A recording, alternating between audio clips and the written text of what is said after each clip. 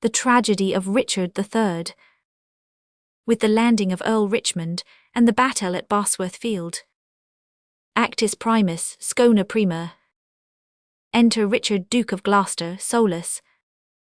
Now is the winter of our discontent, made glorious summer by this son of York, and all the clouds that lowered upon our house, in the deep bosom of the ocean buried, now are our brows bound with victorious wreaths, our bruised arms hung VP for monuments, our stern alarums changed to merry meetings, our dreadful marches to delightful measures. Grim visaged war hath smoothed his wrinkled front, and now, instead of mounting barbed steeds, to fright the souls of fearful adversaries, he capers nimbly in a lady's chamber, to the lascivious pleasing of a lute. But I that am not shapped for sportive tricks, nor made to court an amorous looking glass, I that am rudely stamped and want low's majesty, to strut before a wanton ambling nymph, I that am curtailed of this fair proportion, cheated of feature by dissembling nature, deformed Vienne, finished sent before my time, into this breathing world, scarce half made VP, and that so lamely and Vienne fashionable, that dogges bark at me as I halt by them. Why I in this weak piping time of peace, or no delight to pass away the time, Vienne less to see my shadow in the sun, and descant on mine own deformity, and therefore, since I cannot prow a lower, to entertain these fair well-spoken days, I am determined to prow a villain, and hate the idle pleasures of these days. Plots hoary laid, inductions dangerous, by drunken prophesies, libels, and dreams, to set my brother Clarence and the king in deadly hate the one against the other. And if King Edward be as true and earnest as I am subtle, false, and treacherous, this day should Clarence closely be mewed VP about a prophecy which says that G of Edward's heirs the murderer shall be. Do you thoughts down to my soul, here Clarence comes. Enter Clarence and Brakenberry guarded. Brother, good day, what means this armed guard that waits vipon your grace? Claw, his majesty tendering my person's safety, hath appointed this conduct to canoe me to Th Tower. Rich vipon what cause? Claw, because my name is George. Rich, a lackey my lord, that fault is none of yours. He should for that commit your godfathers. O belike, his majesty hath some intent that you should be new christened in the Tower. But what's the matter, Clarence, may I know? Claw, yea Richard, when I know, but I protest. As yet I do not, but as I can learn. He hearkens after prophesies and dreams, and from the crossrow plucks the letter G, and says a wizard told him that by G his issue disinherited should be, and for my name of George begins with G. It follows in his thought that I am he. These as I learn, and such like toys as these, hath moved his highness to commit me now. Rich, why this it is when men are rulled by women. 'Tis not the king that sends you to the Tower. My Lady Grey his wife, Clarence 'tis she that tempts him to this harsh extremity. Was it not she, and that good man of worship, Anthony Woodewile her brother there, that made him send Lord Hastings to the Tower, from whence this present day he is delivered? We are not safe, Clarence, we are not safe. Claw, by Hohen, I think there is no man secure, but the Queen's kindred and night-walking heralds, that trudge betwixt the king and mistress sure. Heard you not what an humble suppliant Lord Hastings was for her delivery? Rich, humbly complaining to her deity, got my Lord Chamberlain his liberty. I'll tell you what I think it is our way, if we will keep in far with the king, to be her men and wear her livery, the earless o'erworn widow and herself, since that our brother dubbed them gentlewomen, are mighty gossips in our monarchy. Bra, I beseech your graces both to pardon me. His Majesty hath straitly genuine in charge, that no man shall hold private conference. Of what degree so you are with your brother, rich you and so, and please your worship Brakenberry, you may partake of anything we say. We speak no treason man, we say the king is wise and virtuous, and his noble queen well struck in years, fair and naughty alias. We say that Shore's wife hath a pretty foot, a cherry lip, a bonny eye, a passing pleasing tongue, and that the queen's kindred are made gentle folks. How say you, sir, can you deny all this? Bra, with this my lord myself ho not to do. Rich not to do with Mistress Shore. I tell thee fellow, he that doth not with her, excepting one were best to do it secretly alone. Bra, what when my lord? Rich, her husband, nor wouldst thou betray me. Bra, I do beseech your grace to pardon me, and withal forbear your conference with the noble duke. Claw, we know thy charge Brakenberry and will obey. Rich, we are the queen's abacts and must obey. Brother, farewell, I will VNTO the king, and whatsoe'er you will employ me in, were it to call King Edward's widow, sister, I will perform it to enfranchise you. Meantime this deep disgrace in brotherhood touches me deeper than you can imagine. Claw, I know it pleaseth neither of these well. Rich, well your imprisonment shall not be long. I will deliver you or else lie for you. Meantime haw patience. Claw, I must perforce farewell. Exit Claw. Rich, go tread the path that thou shalt near return. Simple plain Clarence, I do allow thee so, that I will shortly send thy soul to Hohen, if Hohen will take the present at our hands. But who comes here, the new de Lord Hastings? Enter Lord Hastings. Hast, good time of day VNTO my gracious lord. Rich, as much VNTO my good Lord Chamberlain. Well are you welcome to this open air. How hath your lordship brooked imprisonment? Hast, with patience noble lord as prisoners must. But I shall leave you, my lord, to give you them thanks. That were the cause of my imprisonment. Rich, no doubt, and so shall Clarence too.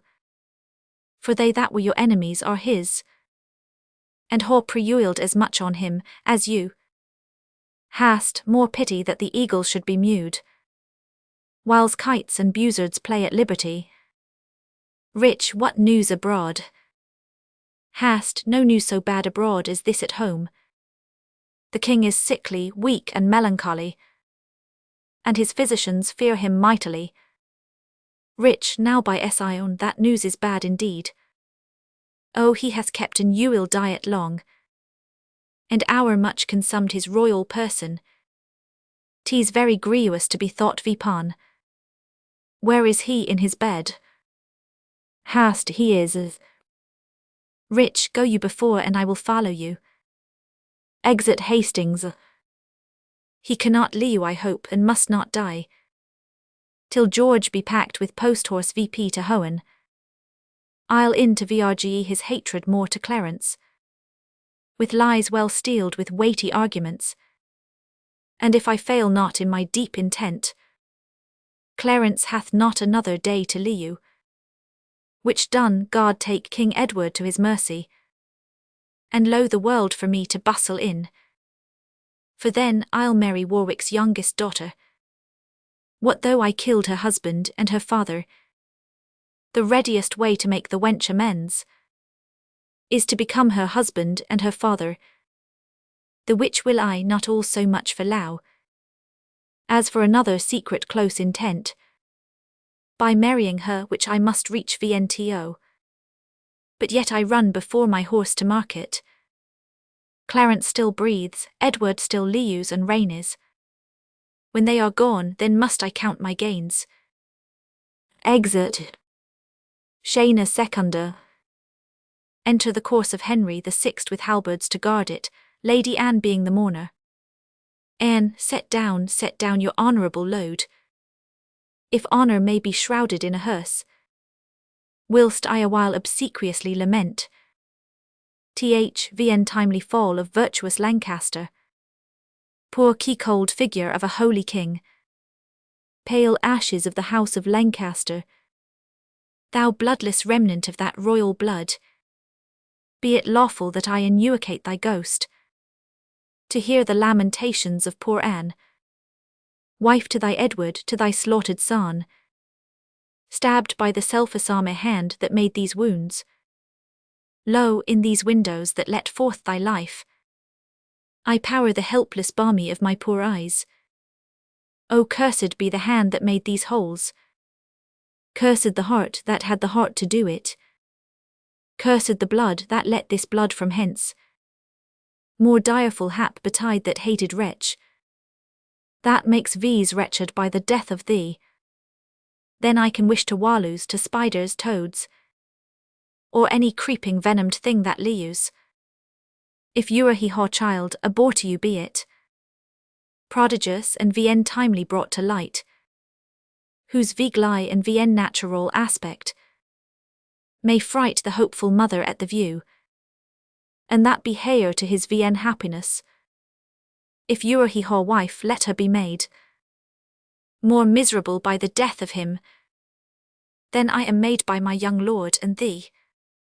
Come now towards Chertsey with your holy load, taken from Paul's to be interred there, and still as you are weary of this weight, rest you whiles I lament King Henry's course. Enter Richard, Duke of Gloucester. Rich, stay you that bear the course and set it down. And what blacky magician can yours VP this fiend, to stop duted charitable deeds? Rich, villains set down the course or by Paul, I'll make a course of him that disobeys. Jen my lord stand backy, and let the coffin pass. Rich vn mannered dog, standst thou when I command? Aduance thy halbert higher than my breast, or by Paul I'll strike thee to my foot, and spurn upon the beggar for thy boldness. Anne, what do you tremble? Are you all afraid? Alas, I blame you not, for you are mortal, and mortal eyes cannot endure the deal. Orn't thou dreadful minister of hell? Thou hadst but power o'er his mortal body, his soul thou canst not haw, therefore be gone. Rich, sweet saint, for charity be not so cursed, and foul deal. For God's sake hence, and trouble versus not, for thou hast made the happy earth thy hell, filled it with cursing cries and deep exclaims. If thou delight to view thy heinous deeds, behold this pattern of thy butcheries. O gentlemen, see dead Henry's wounds, open their congealed mouths and bleed afresh.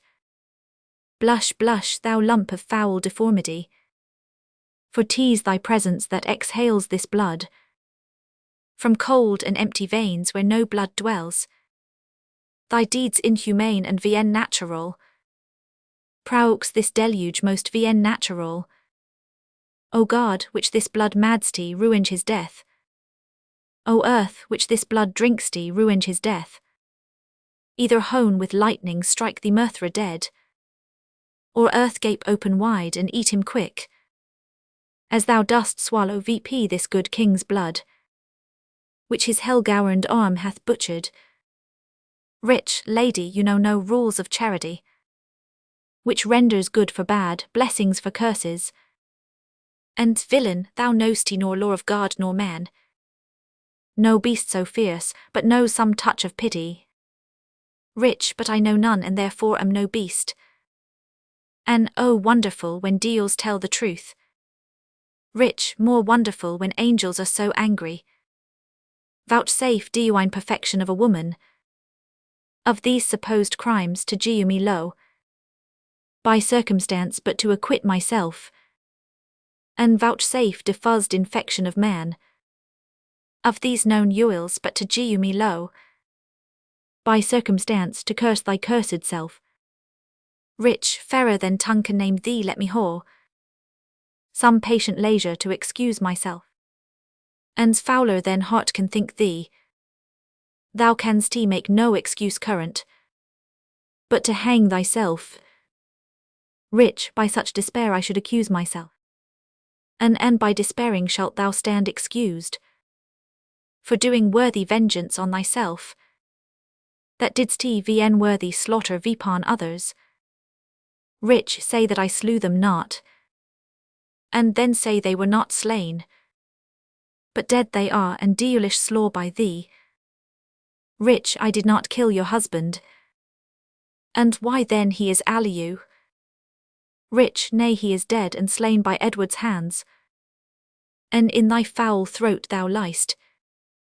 Queen Margaret saw thy murderous falchion smoking in his blood, the which thou once didst bend against her breast, but that thy brothers beat aside the point. Rich, I was provoked by her slanderous tongue, that laid their guilt vipon my guiltless shoulders, and thou wast provoked by thy bloody mind, that newer dreamsty on aught but butcheries. Chapter 999, Sin't thou not kill this king? Rich, I grant ye, and dost he grant me hedgehog, then God grant me too, thou mayst he be damned for that wicked deed. Oh, he was gentle, milder, and virtuous. Rich, the better for the king of Hohen that hath him, and he is in Hohen where thou shalt newer come.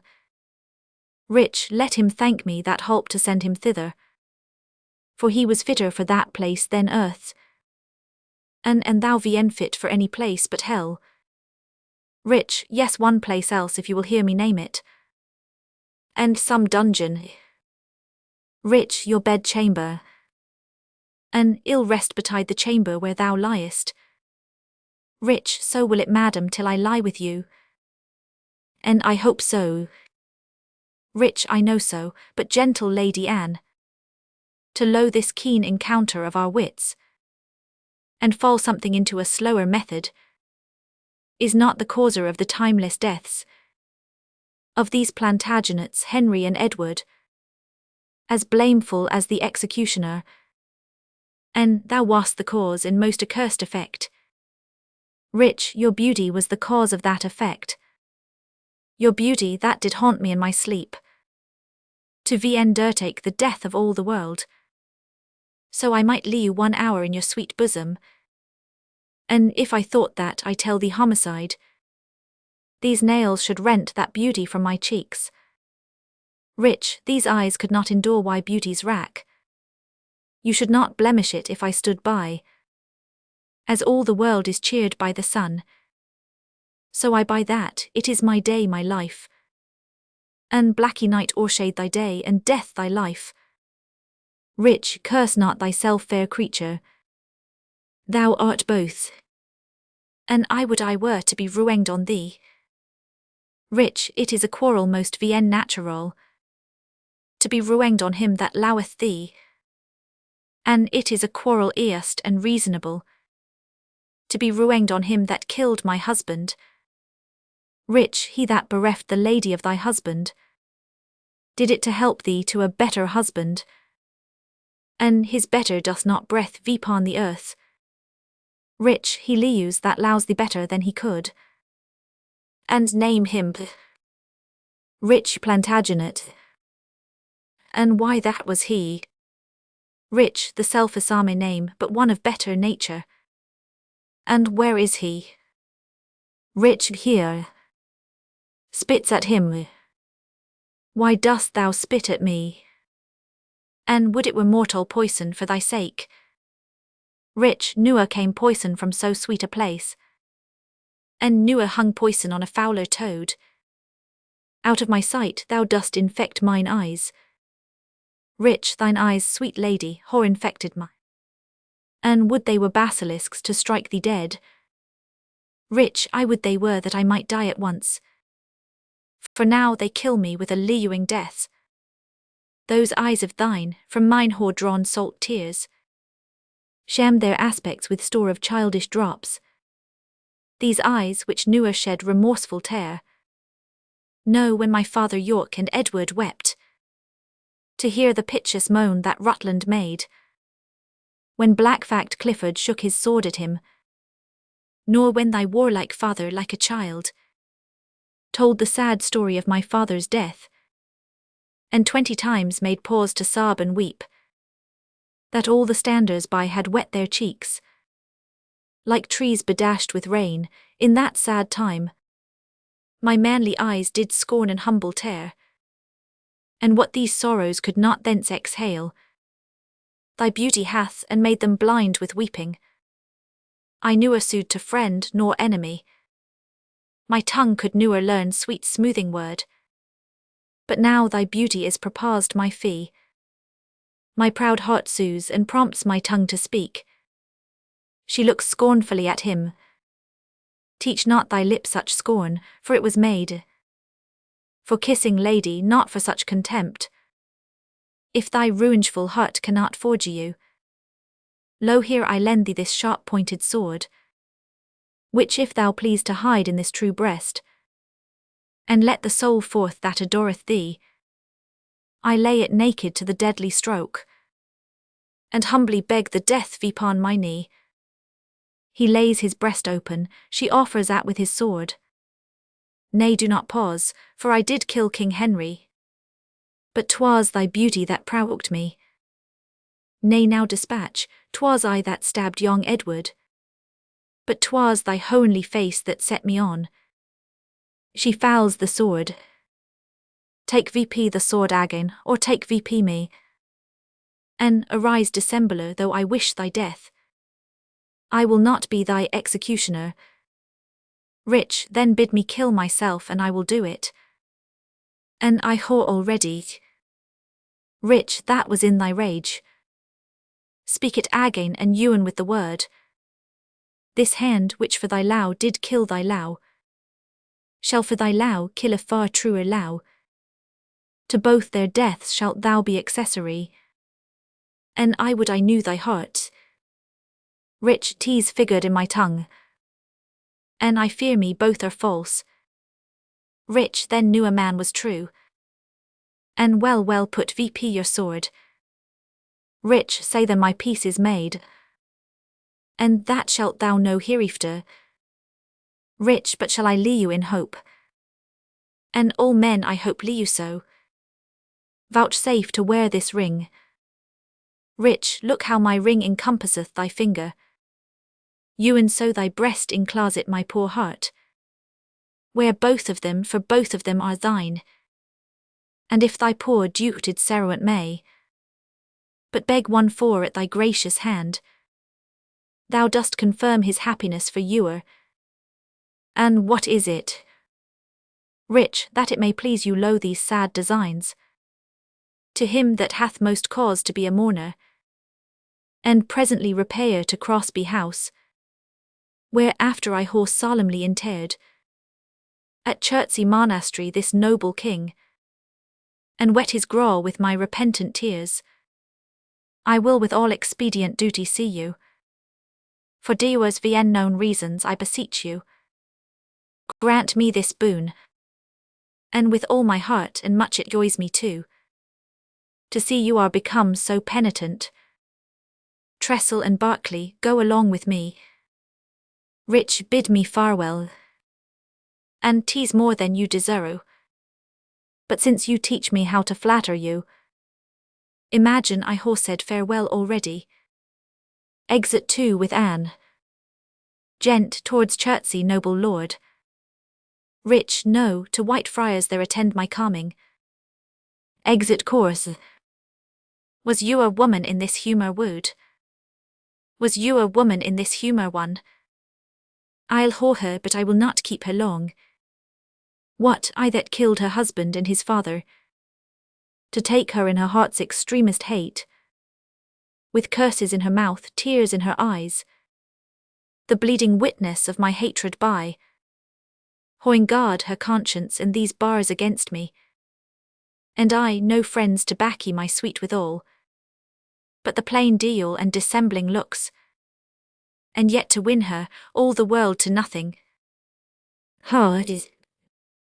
Hath she forgot already that braw prince, Edward her lord, whom I some 3 months since stabbed in my angry mood at Tewkesbury, a sweeter and a lowlier gentleman, framed in the prodigality of nature, young, valiant, wise, and no doubt right royal, the spacious world cannot again afford, and will she yet abase her eyes on me, that cropped the golden prime of this sweet prince, and made her widow to a waffle bed, on me whose all not equals Edward's moiety, on me that holds and am mishapen thus, my dukedom to a beggarly denier.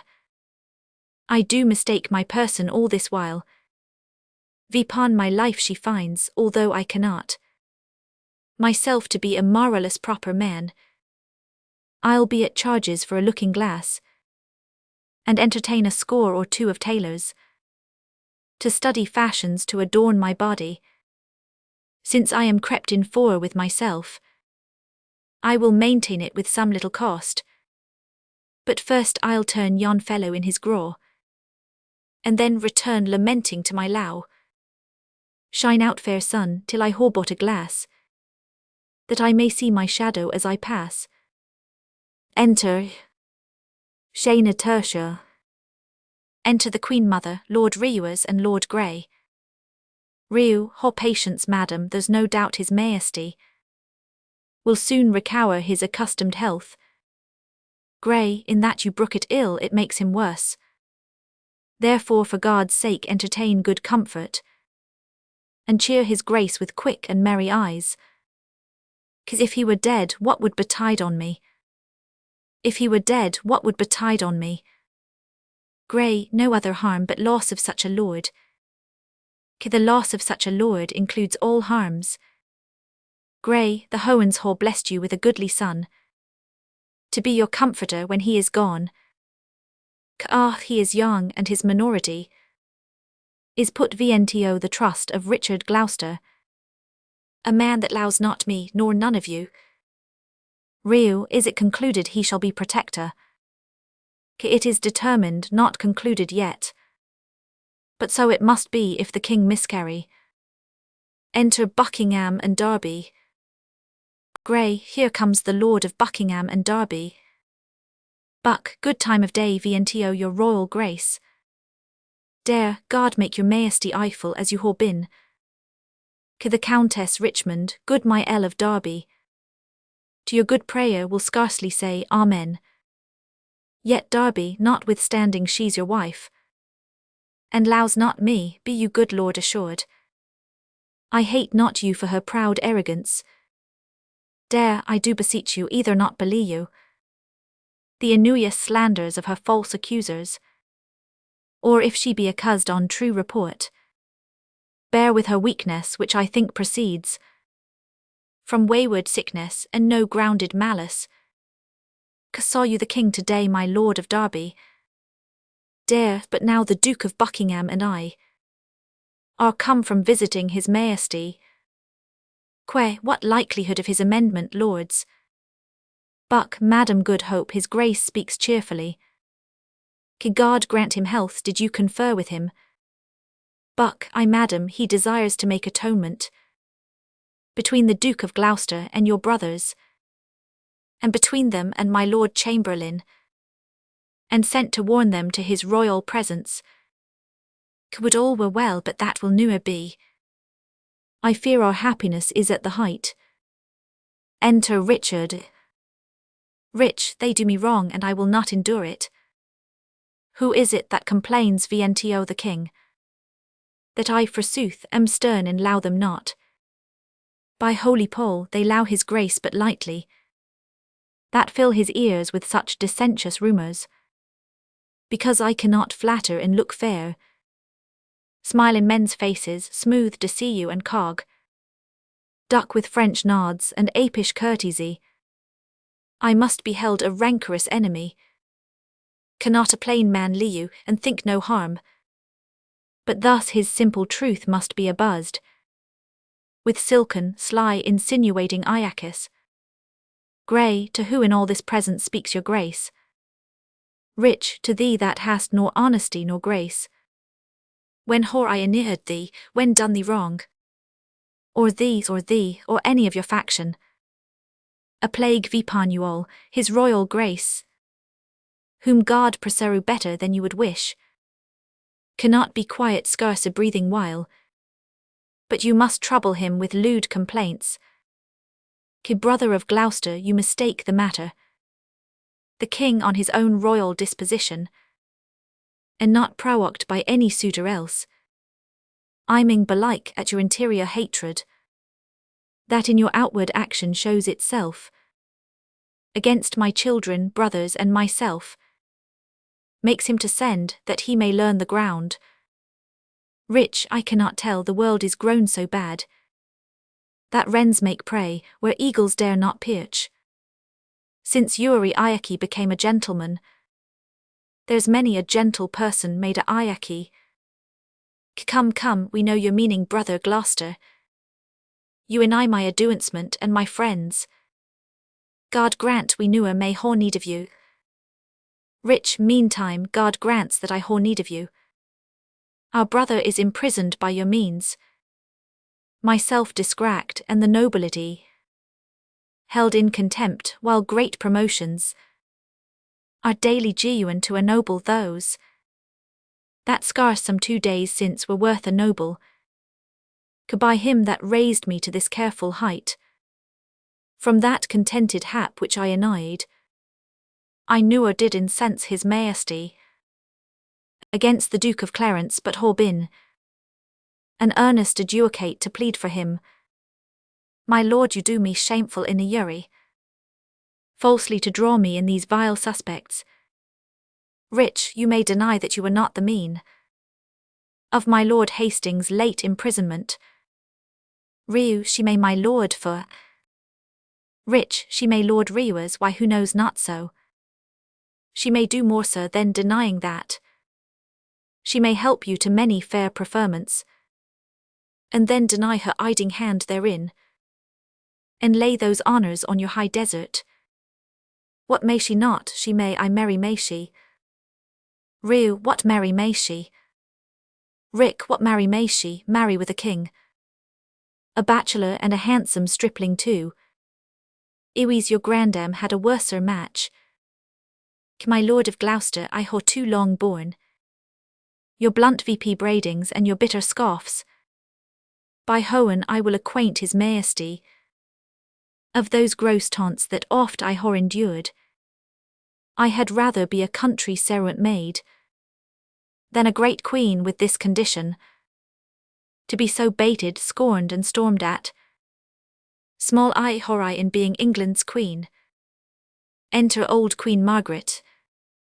Mar and lessened be that small, God I beseech him. Thy honour, state, and seat is due to me. Rich, what threat you me with telling of the king? I will ouched in presence of the king. I dare a dunture to be sent to Th Tower. 'Tis time to speak. My pains are quite forgot. Margaret outdeal. I do remember them too well. Thou killedst my husband Henry in the Tower, and Edward my poor son at Tewkesbury. Rich, ere you a queen, I or your husband king.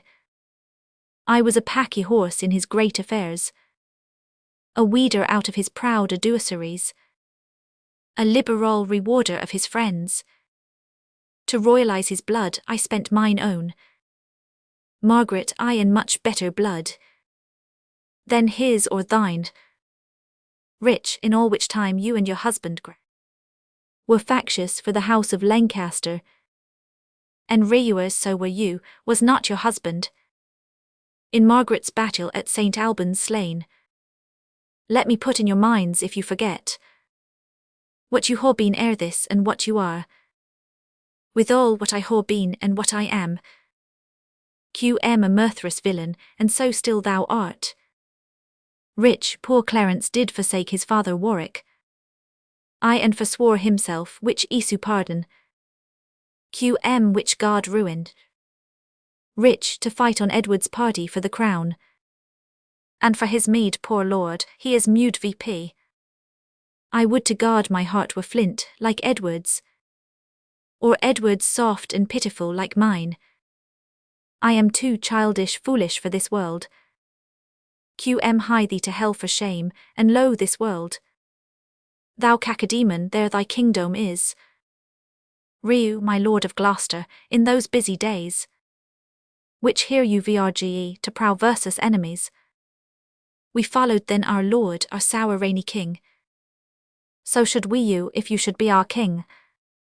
Rich if I should be, I had rather be a peddler. Far be it from my heart the thought thereof. As little I, my lord, as you suppose. You should enjoy, were you this country's king. As little I you may suppose in me, that I enjoy being the queen thereof. QM a little I enjoys the queen thereof. For I am she, and altogether eyeless. I can no longer hold me patient. Hear me, you wrangling pirates that fall out, in sharing that which you haw pilled from me, which off you trembles not that looks on me. If not that I am queen you bow like subjects, yet that by you deparsed you quake like rebels. Ah gentle villain, do not turn away. Rich, foul wrinkled witch, what mack'st thou in my sight? QM but repetition of what thou hast marred. That will I make before I let thee go. Rich, wert thou not banished on pain of death? QM I was, but I do find more pain in banishment than death can yield me here by my abode. A husband and a son thou ousty to me, and thou a kingdom, all of you allegiance. This sorrow that I haw by right is yours, and all the pleasures you usurp are mine. Rich, the curse my noble father laid on thee, when thou didst crown his warlike brows with paper, and with thy scorns drewst he reuers from his eyes, and then to dry them gauze the duke a clout, steeped in the faultless blood of pretty Rutland. His curses then from bitterness of soul, denounced against thee, are all foully vipon thee, and God not we hath plagued thy bloody deed. So erst is God to right the innocent. Hast, oh 'twas the foulest deed to slay that babe, and the most merciless that e'er was heard of. Ryu, tyrants themselves wept when it was reported. Doors, no man but prophesied ruinage for it. Buck, Northumberland then present wept to see it. QM what, were you snarling all before I came, ready to catch each other by the throat, and turn you all your hatred now on me? Chapter 999, York's dread curse preul so much with Hohen, that Henry's death my lowly Edward's death, their kingdom's loss my waffle banishment, should all but answer for that peewish brat. Can curses pierce the clouds and enter Hohen? Why then do weigh dull clouds to my quick curses? Though not by war by surfeit die your king, as ours by murder to make him a king. Edward thy son that now is Prince of Wales, for Edward our son that was Prince of Wales, die in his youth by like VN timely violence. Thyself a queen, for me that was a queen. Outlieu thy glory like my wretched self. Long mayst thou lieu, to wail thy children's death, and see another as I see thee now, decked in thy rights as thou art stalled in mine. Long die thy happy days before thy death, and after many lengthened hours of grief, die neither mother, wife, nor England's queen. Reuers and Dorset you were standers by, and so wast thou, Lord Hastings, when my son was stabbed with bloody daggers. God I pray him, that none of you may lieu his natural age, but by some VN looked accident cut off. Rich, whore done thy charm, why hateful withered hag? And lo out thee, stay dog, for why shalt hear me? If ho and ha any grievous plague in store, exceeding those that I can wish upon thee, O let them keep it till thy sins be ripe, and then hurl down their indignation on thee, the troubler of the poor world's peace. The worm of conscience still beg nor thy soul, thy friends suspect for traitors while thou liest, and take deep traitors for thy dearest friends. No sleep close VP that deadly eye of thine, unless it be while some tormenting dream affrights thee with a hell of ugly duels. Thou illuish marked, abort you rooting hog, thou that wast sealed in thy nativity, the slaw of nature and the son of hell, thou slander of thy holy mother's womb, thou loathed issue of thy father's loins, thou rag of honour thou detested, rich Margaret, Richard, rich heart, I call thee not, rich I cry thee mercy then, for I did think that thou hadst called me all these bitter names. Why so I did, but looked for no reply. Oh let me make the period to my curse. Rich, 'tis done by me and ends in Margaret. Thus how you breathed your curse against yourself. Poor painted queen, vain flourish of my fortune. Why strew'st thou sugar on that bottled spider, whose deadly web ensnareth thee about?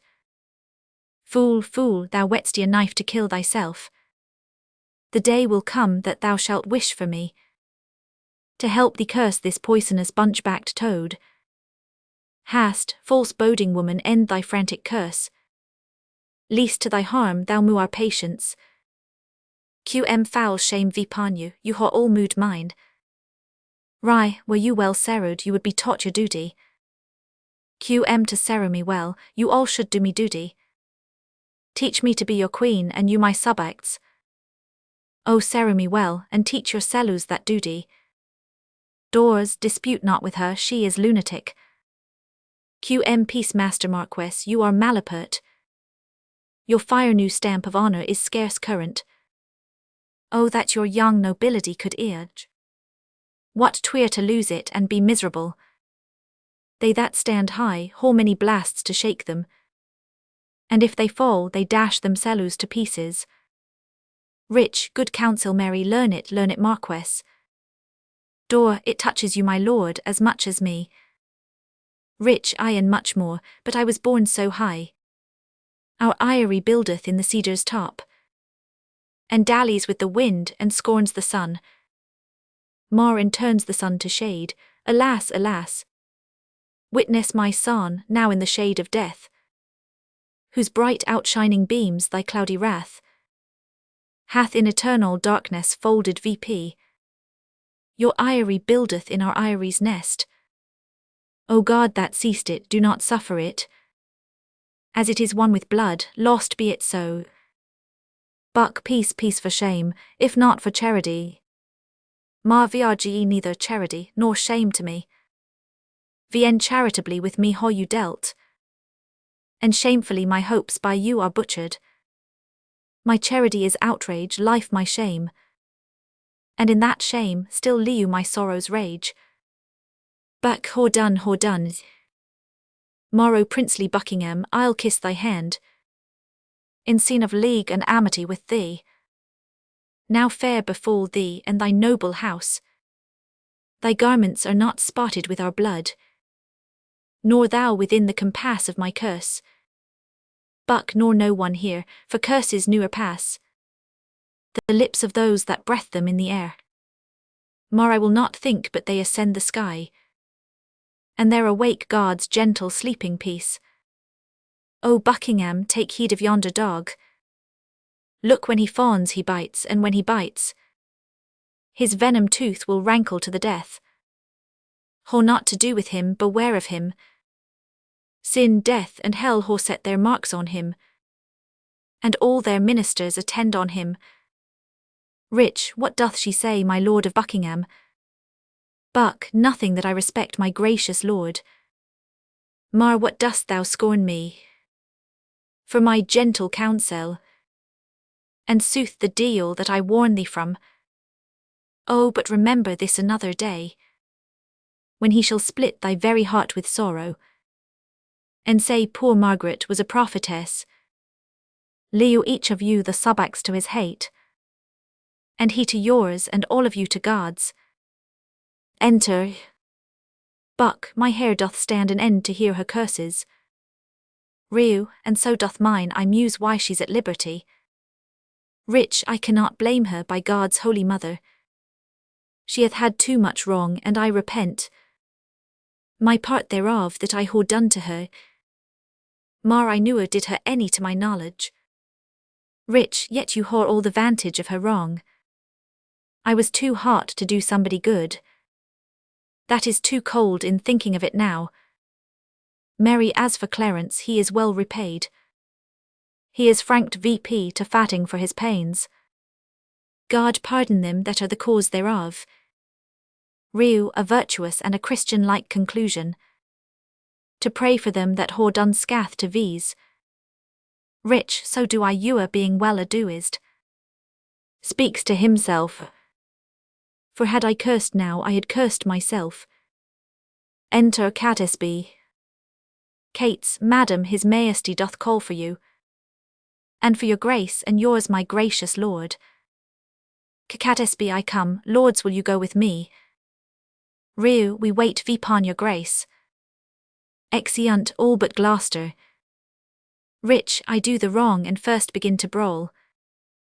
The secret mischiefs that I set abroach, I lay vnto the grievous charge of others. Clarence, who I indeed haw cast in darkness, I do beweep to many simple gulls, namely to Derby, Hastings, Buckingham, and tell them 'tis the Queen and her allies that stirre the King against the Duke my brother. Now they believe it, and withal wet me to be ruenged on Reuer's Dorset grey. But then I sigh, and with a piece of scripture tell them that God bids these do good for Ewell. And thus I clothe my naked villainy with odd old ends, starny forth of holy writ, and seem a saint when most I play the duel. Enter two murderers. But soft, here come my executioners. How now, my hardy stout resolute mates? Are you now going to dispatch this thing? Chapter 54. We are my lord and come to haw the warrant, that we may be admitted where he is. Rick, well thought vipon, I haw it here about me. When you haw done, repair to Crosby Place. But sirs, be sardine in the execution. With all obdurate, do not hear him plead. For Clarence is well spoken, and perhaps may move your hearts to pity if you mark him. Chapter 54. Tut tut, my lord, we will not stand to prate. Talkers are no good doers, be assured. We go to VSC our hands, and not our tongues. Rich, your eyes drop millstones when fools' eyes fall tears. I like you lads about your business straight. Go, go, dispatch. Chapter 54. We will, my noble lord. Shana quarter. Enter Clarence and Keeper. Keep, why looks your grace so holily today? Cla, oh, I haw passed a miserable night, so full of fearful dreams of vigli sights, that as I am a Christian faithful man, I would not spend another such a night, though 'twere to buy a world of happy days. So full of dismal terror was the time. Keep, what was your dream, my lord, I pray you tell me. Cla, methoughts that I had broken from the tower, and was embarked to cross to Burgundy, and in my company my brother Gloucester, who from my cabin tempted me to walk vipon the hatches, there we looked toward England, and sighted VP 1,000 hoey times, during the wars of York and Lancaster, that had befalne these as we packed along, vipon the giddy footing of the hatches. Methought that Gloucester stumbled, and in falling, struck me that thought to stay him overboard, into the tumbling billows of the main. O Lord, methought what pain it was to drown, what dreadful noise of water in mine ears, what sights of vigli death within mine eyes. Methoughts I saw 1,000 fearful wracks, 1,000 men that fishes gnawed vipon, wedges of gold, great anchors, heaps of pearl, inestimable stones, vn valued ewels, all scattered in the bottom of the sea. Some lay in dead men's skulls, and in the holes, where eyes did once inhabit, they were crept, as 'twere in scorn of eyes reflecting gems, that wooed the slimy bottom of the deep, and mocked the dead bones that lay scattered by. Keep, had you such leisure in the time of death, to gaze upon these secrets of the deep. Cla, methought I had, and often did I stree you, to yield the ghost, but still the inurious flood stopped in my soul and would not let it forth, to find the empty, vast and wandering air, but smothered it within my panting bulk, who almost burst to belch it in the sea. Keep, awacked you not in this sore agony? Cla, no, my dream was lengthened after life. Oh, then began the tempest to my soul. I passed, methought, the melancholy flood, with that sower ferryman which poets write of, vnto the kingdom of perpetual night. The first that there did greet my stranger soul was my great father-in-law, renowned Warwick, who spake aloud, what scourge for Uri? Can this dark monarchy afford false Clarence? And so he vanished, then came wandering by, a shadow like an angel with bright hair, dabbled in blood, and he shrieked out aloud, Clarence is come, false fleeting period Clarence, that stabbed me in the field by Tewkesbury. Seize on him furies, take him vnto torment. With that methought a legion of foul fiends, me and howled in mine ears, such hideous cries that with the very noise, I trembling whacked, and for a season after, could not believe you but that I was in hell. Such terrible impression made my dream. Keep, no moral lord, though it affrighted you. I am afraid, methinks, to hear you tell it. Cla, our keeper, I have done these things, that now do you evidence against my soul, for Edward's sake, and see how he requits me. O God, if my deep prayers cannot appease thee, but thou wilt be oinged on my misdeeds, yet execute thy wrath in me alone. O spare my guiltless wife, and my poor children. Keeper, I prithee sit by me a while. My soul is hoey, and I fain would sleep. Keep, I will my lord guard you your grace good rest. Enter Brakenberry the lieutenant. Bra, sorrow break seasons and reposing hours, makes the night morning and the noontide night. Princes haw but their titles for their glories, an outward honour for an inward toil, and for vn felt imaginations.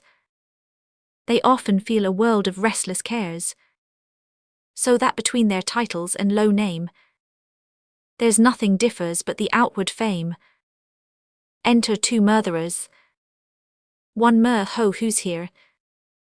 Bra, what wouldst thou fellow, and how cam'st thou hither? To I would speak with Clarence, and I came hither. On my leges. Bra, what so brief? Let him see our commission, and talk no more. Reads. Bra, I am in this commanded to deliver the noble Duke of Clarence to your hands. I will not reason what is meant hereby, because I will be guiltless from the meaning. There lies the Duke asleep, and there the keys. I'll to the king and signify to him, that thus I whole resign to you my charge. Enter. One you may, sir, 'tis a point of wisdom. Far you we what shall we stab him as he sleeps? 1 No, he'll say 'twas done cowardly when he wakes. 2 Why he shall newer wake, vn till the great judgment day. 1 Why then he'll say, we stabbed him sleeping. 2 The verging of that word judgment hath bred a kind of remorse in me. 1 What art thou afraid? 2 Not to kill him hoing a warrant, but to be damned for killing him, from the which no warrant can defend me. 1 I thought thou hadst been resolute. 2 So I am to let him liu. 1 I'll back ye to the Duke of Gloucester, and tell him so. 2 Nay, I prithee stay a little. I hope this passionate humour of mine will change. It was wont to hold me but while 1 tells 20. 1 How dost thou feel thyself now? 2 Some certain dreggers of conscience are yet within me. 1 Remember our reward, when the deed's done. 2 Come, he dies. I had forgot the reward. Where's thy conscience now? 2 Oh, in the Duke of Gloucester's purse. 1 When he opens his purse to you versus our reward, thy conscience flies out. 2 Tease no matter, let it go, there's few or none will entertain it. 1 What if it come to the again? 2 I'll not meddle with it. It makes a man a coward. A man cannot steal but it accuseth him. A man cannot swear but it checks him. A man cannot lie with his neighbour's wife but it detects him. 'Tis a blushing shamefaced spirit that mutinies in a man's bosom. It fills a man full of obstacles. It made me once restore a purse of gold that by chance I found. It beggars any man that keeps it. It is turned out of towns and cities for a dangerous thing. And youary man that means to liu well endures to trust to himself, and liu without it. 1 Tease Ewan now at my elbow, persuading me not to kill the Duke. 2 Take the deal in thy mind, and believe him not.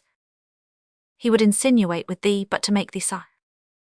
1 I am strong framed, he cannot prevail with me. 2 Spoke like a tall man that respects thy reputation. Come, shall we fall to work? 1 Take him on the costard with the hilts of thy sword, and then throw him into the malmessy butt in the next room.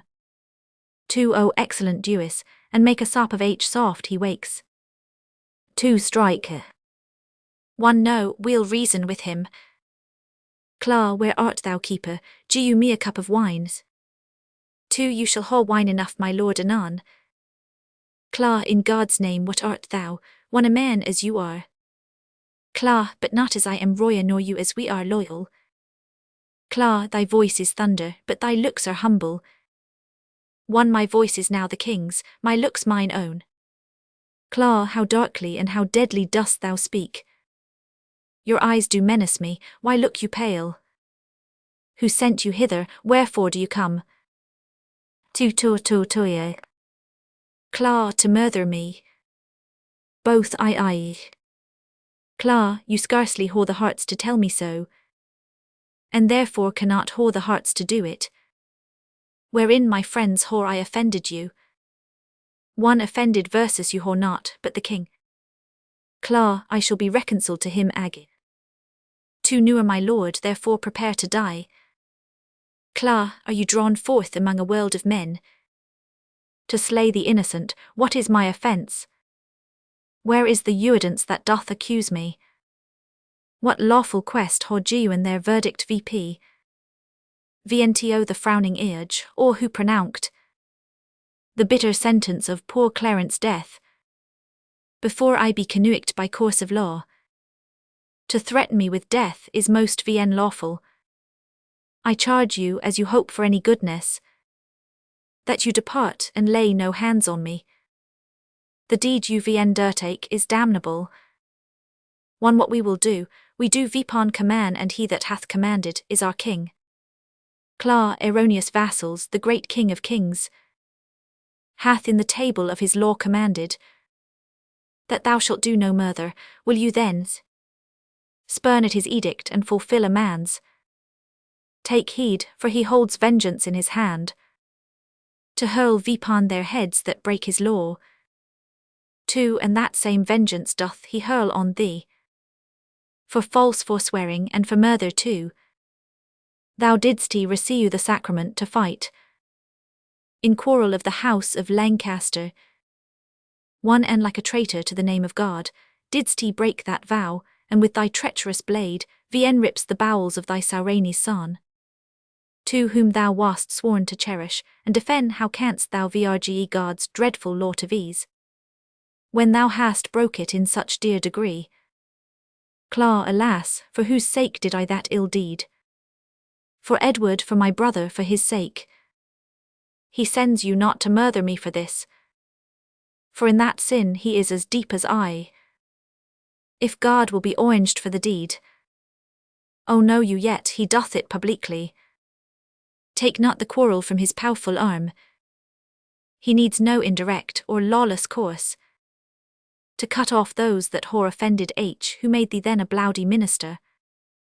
When gallant springing braw Plantagenet, that princely Newis was struck dead by thee. Cla, my brothers low the deal in my rage. One, thy brothers low our duty and thy faults. Provoke these hither now to slaughter thee. Cla, if you do low my brother, hate not me. I am his brother, and I low him well. If you are heard from Mead, go back ye again, and I will send you to my brother Gloucester, who shall reward you better for my life than Edward will for tidings of my death. Two, you are deceived. Your brother Gloucester hates you. Cla, oh no, he loves me and he holds me dear. Go you to him from me. One, I so we will. Cla, tell him when that our princely father York blessed his 3 sons with his victorious arm, he little thought of this dew-eyed friendship. Bid Gloucester think on this, and he will weep. One, eye millstones, as he lessened verses to weep. Cla, oh do not slander him, for he is kind. One, right as snow in Harost, come you deceive yourself, 'tis he that sends these to destroy you here. Cla, it cannot be, for he bewept my fortune, and hugged me in his arms, and swore with sobs that he would labour my delirium. One, why so he doth when he delires you from this earth's thraldom to the joys of Hoenn. Two, make peace with God, for you must die, my lord. Cla, ho you that holy feeling in your souls to counsel me to make my peace with God? And are you yet to your own souls so blind that you will war with God by murdering me? O sirs, consider, they that set you on to do this deed will hate you for the deed. Two, what shall we do? Cla, relent and soar your souls. Which of you, if you were a prince's son, being pent from liberty, as I am now, if 2 such murderers as your Selous came to you, would not entreat for life, as you would beg, were you in my distress? One, relent, no, 'tis cowardly and womanish. Cla, not to relent is beastly, soige dealish. My friend, I spy some pity in thy looks. Oh, if thine eye be not a flatterer, come thou on my side, and entreat for me. A begging prince, what beggar pities not? To look behind you, my lord, take that, and that, if all this will not do, stabs him. I'll drown you in the Malmesy, but within. Enter. To a bloody deed and desperately dispatched, how fain, like Pilate, would I wash my hands of this most grievous murder. Enter one, murderer. One, how now, what mean'st thou that thou help'st me not? By Hoenn the Duke shall know how slacky you have been. Two, I would he knew that I had sowed his brother. Take thou the fee, and tell him what I say. For I repent me that the Duke is slain. Enter. One, so do not I, go coward as thou art. Well, I'll go hide the body in some hole, till that the Duke gie you order for his burial. And when I haul my mead I will away, for this will out, and then I must not stay. Exit. Actus secundus, scona prima. Flourish. Enter the king sick, the queen, Lord Marquess Dorset, Reuers. Hastings, Catesby, Buckingham, Woodville. King, why so? Now have I done a good day's work. You peers continue this V-nighted leg. I every day expect an embassage from my Redeemer to redeem me hence, and more to peace my soul shall part to Hoen, since I ho made my friends at peace on earth. Dorset and Reuers take each other's hand. Dissemble not your hatred, swear your low. Reu, by Hoen my soul is purged from grudging hate, and with my hand I seal my true heart's low. Hast, so threw I as I truly swear the like.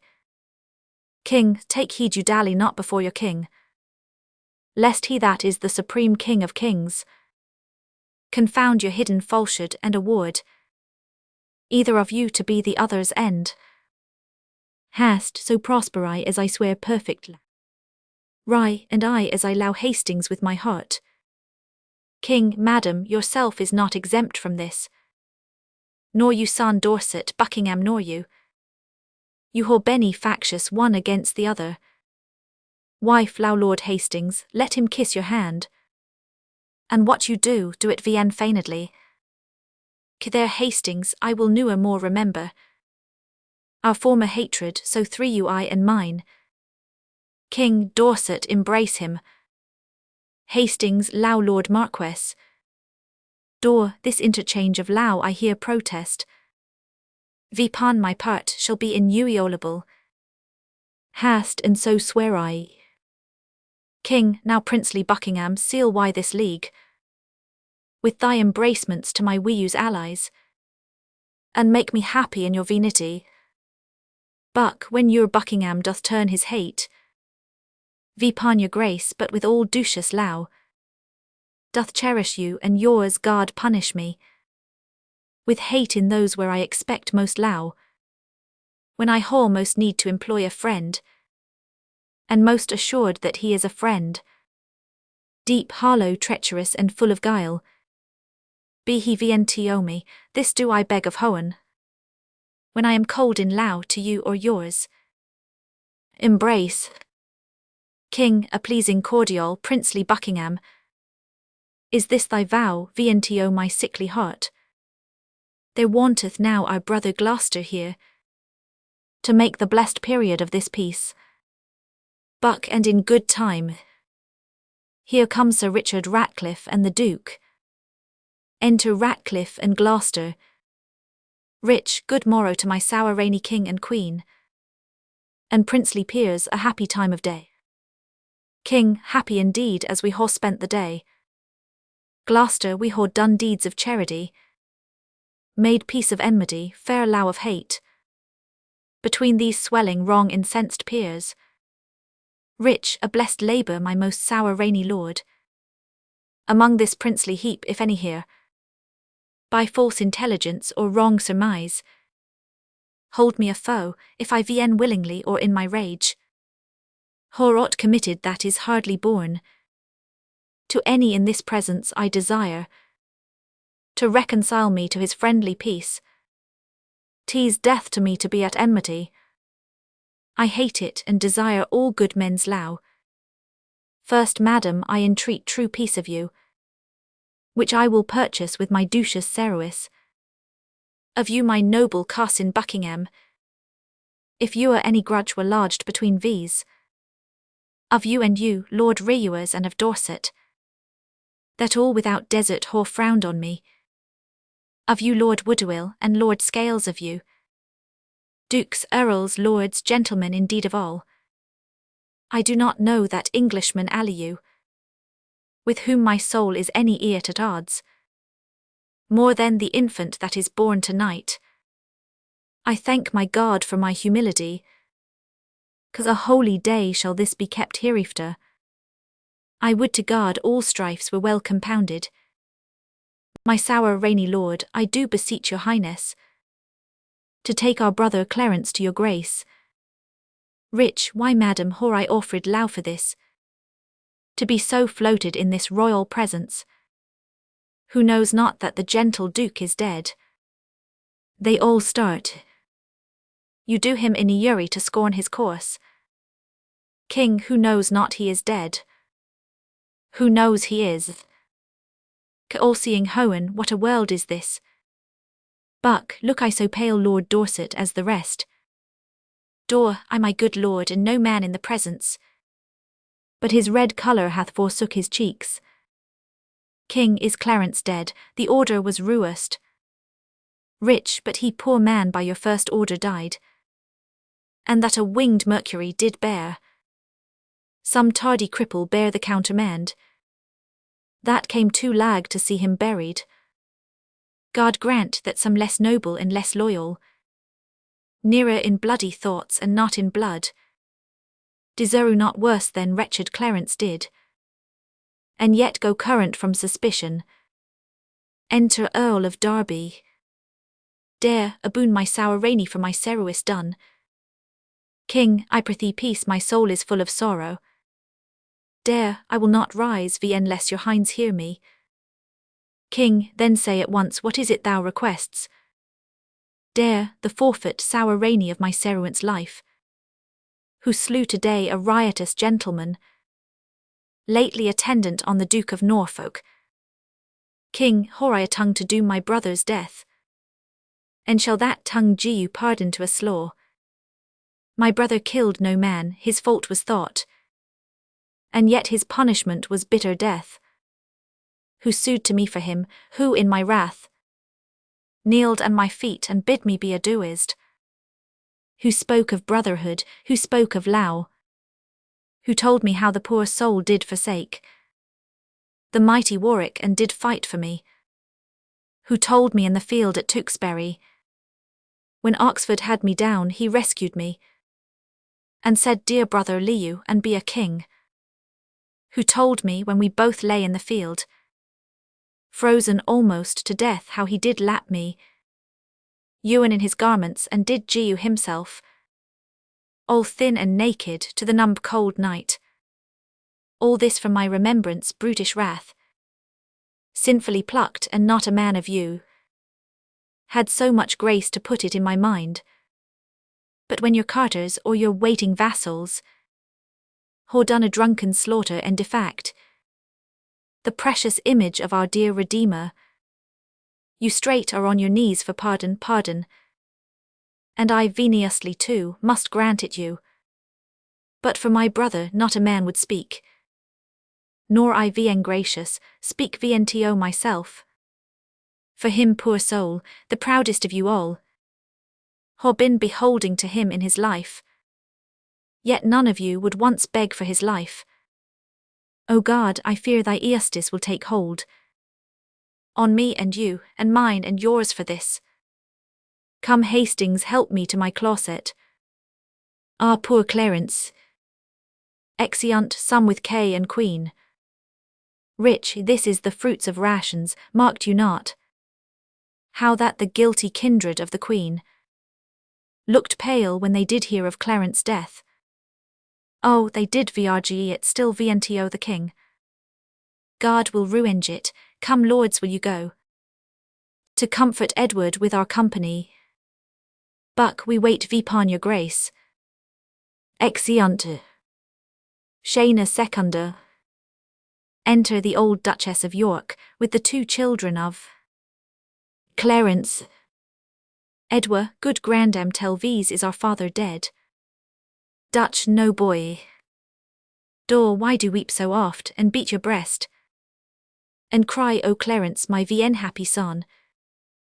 Boy, why do you look on these and shake your head, and call versus orphans, wretches, castaways? If that our noble father were you. Dut, my pretty carsons, you mistake me both. I do lament the sickness of the king, as loath to lose him, not your father's death. It were lost sorrow to wail one that's lost. Boy, then you conclude, my grandam he is dead. The king mine vn secretly is to blame for it.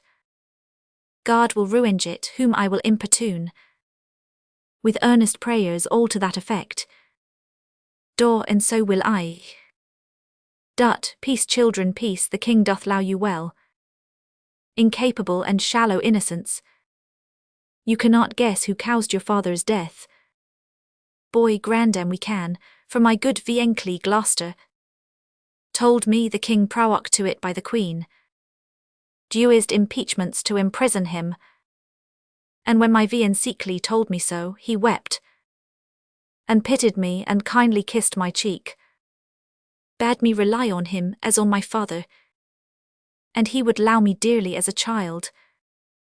That deceit should steal such gentle shape, and with a virtuous visor hide deep vice. He is my son, I, and therein my shame. Yet from my duggars he drew not this deceit. Boy, think you my viencly did dissemble grandam? I boy, I cannot think it. Hark, what noise is this? Enter the queen with her hair about her ears, reuers and Dorset. After hers. Who shall hinder me to wail and weep? To chide my fortune and torment myself? I'll iron with blacky despair against my soul, and to myself become an enemy. What means this scene of rude impatience? To make an act of tragic violence. Edward my lord thy son, our king is dead. Why grow the branches when the root is gone? Why wither not the lows that want their sap? If you will lament, if die be brief, that our swift-winged souls may catch the king's, or like obedient subjects follow him, to his new kingdom of near-changing night. So much interest whore in thy sorrow, as I had title in thy noble husband. I whore bewept a worthy husband's death, and lewd with looking on his images. But now 2 mirrors of his princely semblance are cracked in pieces by malignant death, and I for comfort whore but one false glass. That grieves me when I see my shame in him. Thou art a widow, yet thou art a mother, and hast the comfort of thy children left. But death hath snatched my husband from mine arms, and plucked 2 crutches from my feeble hands. Clarence and Edward, oh what cause horai? Thine being but a moiety of my moan. To hour go thy woes and drown thy cries. Boy, our aunt, you wept not for our father's death. How can we aid you with our kindred tears? Our fatherless distress was left Vienne moaned. Your widow Dala likewise be Vienne wept. Could you me no help in lamentation? I am not barren to bring forth complaints. All springs reduce their currents to mine eyes, that I being gowned by the watery moon, may send forth plenteous tears to drown the world. For my husband, for my dear Lord Edward. For our father, for our dear Lord Clarence. Alas for both mine Edward and Clarence.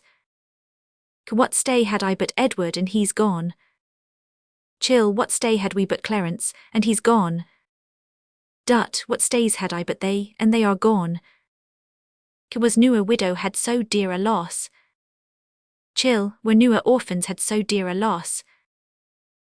Was newer mother had so dear a loss? Alas, I am the mother of these griefs.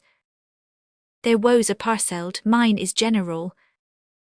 She for an Edward weeps, and so do I. I for a Clarence weeps, so doth not she.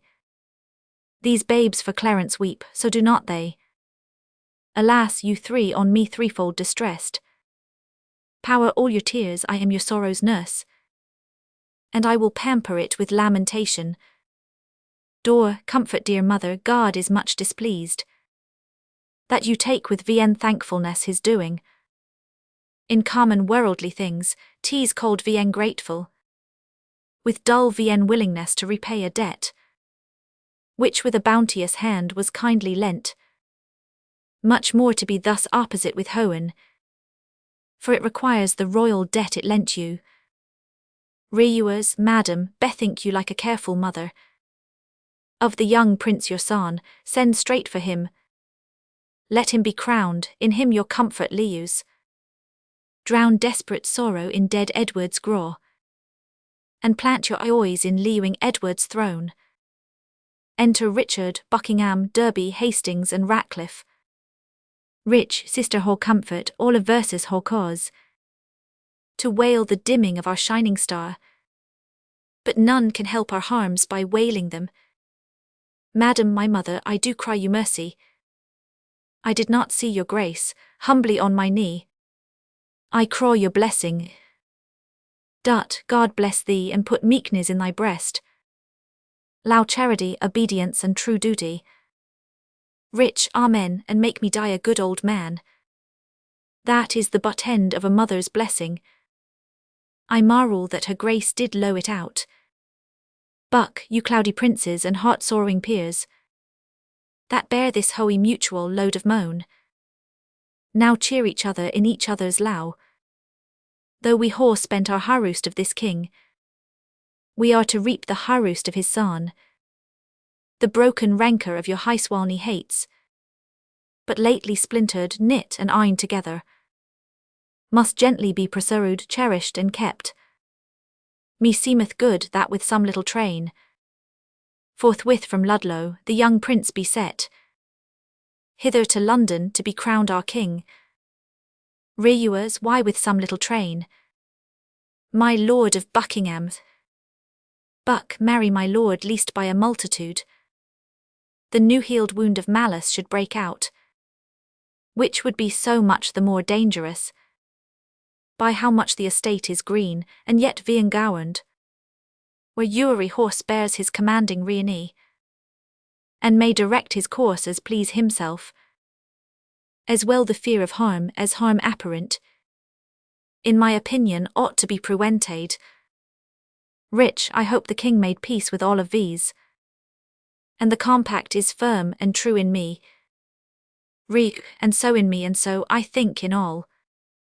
Yet since it is but green, it should be put to no apparent likelihood of breach, which haply by much company might be vrg'd.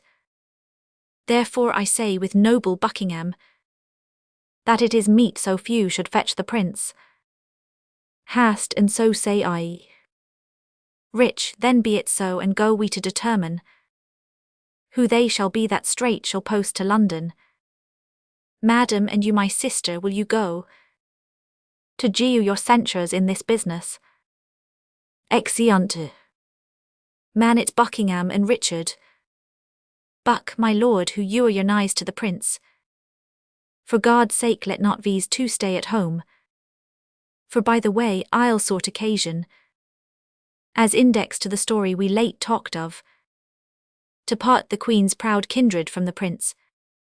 Rich, my other self, my council's consistory, my oracle, my prophet, my dear cousin, I as a child will go by thy direction, toward London then, for we'll not stay behind. Exeunt. Shana tertia. Enter one citizen at one door, and another at the other. One sit, good morrow neighbour, whether aways? First. 2. Sit, I promise you I scarcely know myself. Hear you the news abroad, which in his nonage counsel ender him, and in his full and ripened years himself. No doubt shall then, until then gowan we so stood the state when Henry the Sixth was crowned in Paris, but at 9 months stood the state so, no good friends God wot. For then this land was famously enriched with politic gros counsel, then the king had virtuous viencles to protect his grace, or by his father there were none at all. For emulation, who shall now be nearest, will touch these all too near, if God preeunt not. O full of danger is the Duke of Gloucester, and the Queen's sons and brothers haught and proud, and were they to be ruled and not to rule, this sickly land might solace as before. When great lows fall, then winter is at hand. When the sun sets, who doth not look for night? The untimely storms makes men expect a dearth. All may be well, but if God sort it so, 'tis more than we deserve or I expect.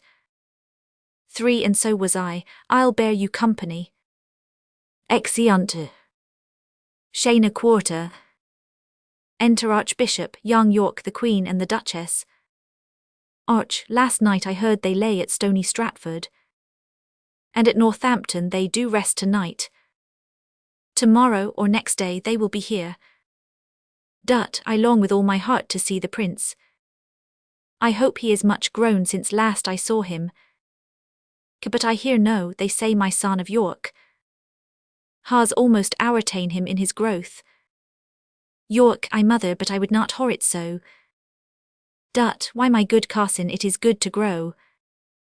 Your grandam, one night as we did sit at supper, my viencly reuers talked how I did grow. More than my brother, I quoth my viencly Gloucester. Small herbs haw grace, great weeds do grow apace. And since, methinks I would not grow so fast, because sweet flowers are slow, and weeds make haste. Good faith, the saying did not hold. In him that did oback the same to thee. He was the wretchedsty thing when he was young, so long a-growing and so leisurely, that if his rule were true, he should be gracious. And so no doubt he is, my gracious madam. I hope he is, but yet let mothers doubt. Now by my troth, if I had been remembered, I could hoard you and my viencle's grace, a flout, to touch his growth, nearer than he tucked mine. How my young York? I prithee let me hear it. Mary, they say my viencle grew so fast, that he could gnaw a crust at 2 hours old. 'Twas full 2 years ere I could get a tooth. Grandam, this would haw been a biting east. I prithee pretty York, who told thee this? Grandam his nurse. His nurse, why she was dead ere why wast born. If 'twere not she, I cannot tell who told me. A parlous boy, go to, you are too shrewd. Good madam, be not angry with the child. Pictures haw ears. Enter a messenger. Arch, here comes a messenger, what news? Me's such news, my lord, as grieves me to report. How doth the prince? Me's well, madam, and in health. What is thy news? Mess, Lord Reuers and Lord Grey are sent to Pomfret, and with them Sir Thomas Vaughan, prisoners. Who hath committed them? Me's the mighty dukes, Gloucester and Buckingham. Arch, for what offence? Me's the sum of all I can, I haw disclosed. Why or for what the nobles were committed, is all Vienne known to me, my gracious lord. I see the ruin of my house.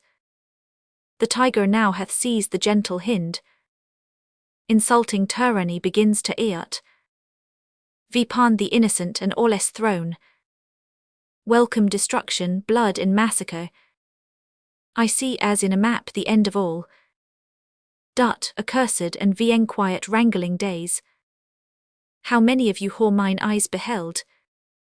My husband lost his life to get the crown, and often VP and down my sons were tossed, for me to eye and weep their gain and loss. And being seated and domestic broils, clean hour blown themselves the conquerors, make war vipon themselves brother to brother, blood to blood, self against self, O preposterous! And frantic outrage, end thy damned spleen. Or let me die, to look on earth no more. Come, my boy, we will to sanctuary. Madam, farewell. Stay, I will go with you. You haw no cause. Arch, my gracious lady, go. And thither bear your treasure and your goods. For my part, I'll resign VNTO your grace. The seal I keep, and so betide to me. As well I tender you and all of yours. Go, I'll conduct you to the sanctuary. Exeunt. Actus tertius, scona prima. The trumpets sound. Enter young prince, the Dukes of Gloucester and Buckingham, Lord Cardinal with others. Buck, welcome sweet prince to London. To your chamber. Rich, welcome dear Carson, my thoughts sour rain. The weary way hath made you melancholy. Prin, no viencly, but our cross is on the way. Ha made it tedious, wearisome and hoey. I want more viencles here to welcome me. Rich, sweet prince, the vien-tainted virtue of your years hath not yet dewed into the world's deceit. No more can you distinguish of a man than of his outward show, which God he knows. Seldom or newer eampeth with the heart. Those viencles which you want were dangerous. Your grace attended to their sugred words, but looked not on the poison of their hearts. God keep you from them and from such false friends. Prin, God keep me from false friends. But they were none. Rich, my lord the Mayor of London comes to greet you. Enter, Lord Mayor. Lo, Mayor, God bless your grace with health and happy days. Prin, I thank you, good my lord, and thank you all. I thought my mother and my brother York would long ere this ha met these on the way. Fie, what a slug is Hastings, that he comes not to tell these whether they will come or no. Enter, Lord Hastings. Buck, and in good time here comes the sweating Lord. Prince, welcome my lord, what will our mother? Come. Hast, on what occasion God he knows, not I. The Queen your mother and your brother York ha taken sanctuary, the tender prince would fain ha come with me to meet your grace, but by his mother was perforce withheld. Buck, fie, what an indirect and peevish course is this of hers, Lord Cardinal, will your grace persuade the Queen to send the Duke of York VNTO his princely brother presently. If she denny, Lord Hastings go with him, and from her earless arms pluck him perforce. Card, my lord of Buckingham, if my weak oratory can from his mother win the Duke of York, anon expect him here, but if she be obdurate to milder entreaties, God forbid, we should infringe the holy preluide of blessed sanctuary. Not for all this land would I be guilty of so great a sin. Buck, you are too senseless obstinate, my lord, too ceremonious and traditional. Weigh it but with the grossness of this age. You break not sanctuary in seizing him.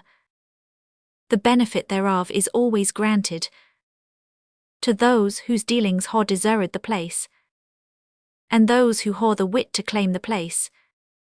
This prince hath neither claimed it nor deserted it, and therefore in mine opinion cannot ha it. Then taking him from thence, that is not there. You break no privilege nor charter there. Oft ha I heard of sanctuary men, but sanctuary children, near till now. Card, my lord, you shall re-rule my mind for once. Come on, Lord Hastings, will you go with me? Hast, I go, my lord.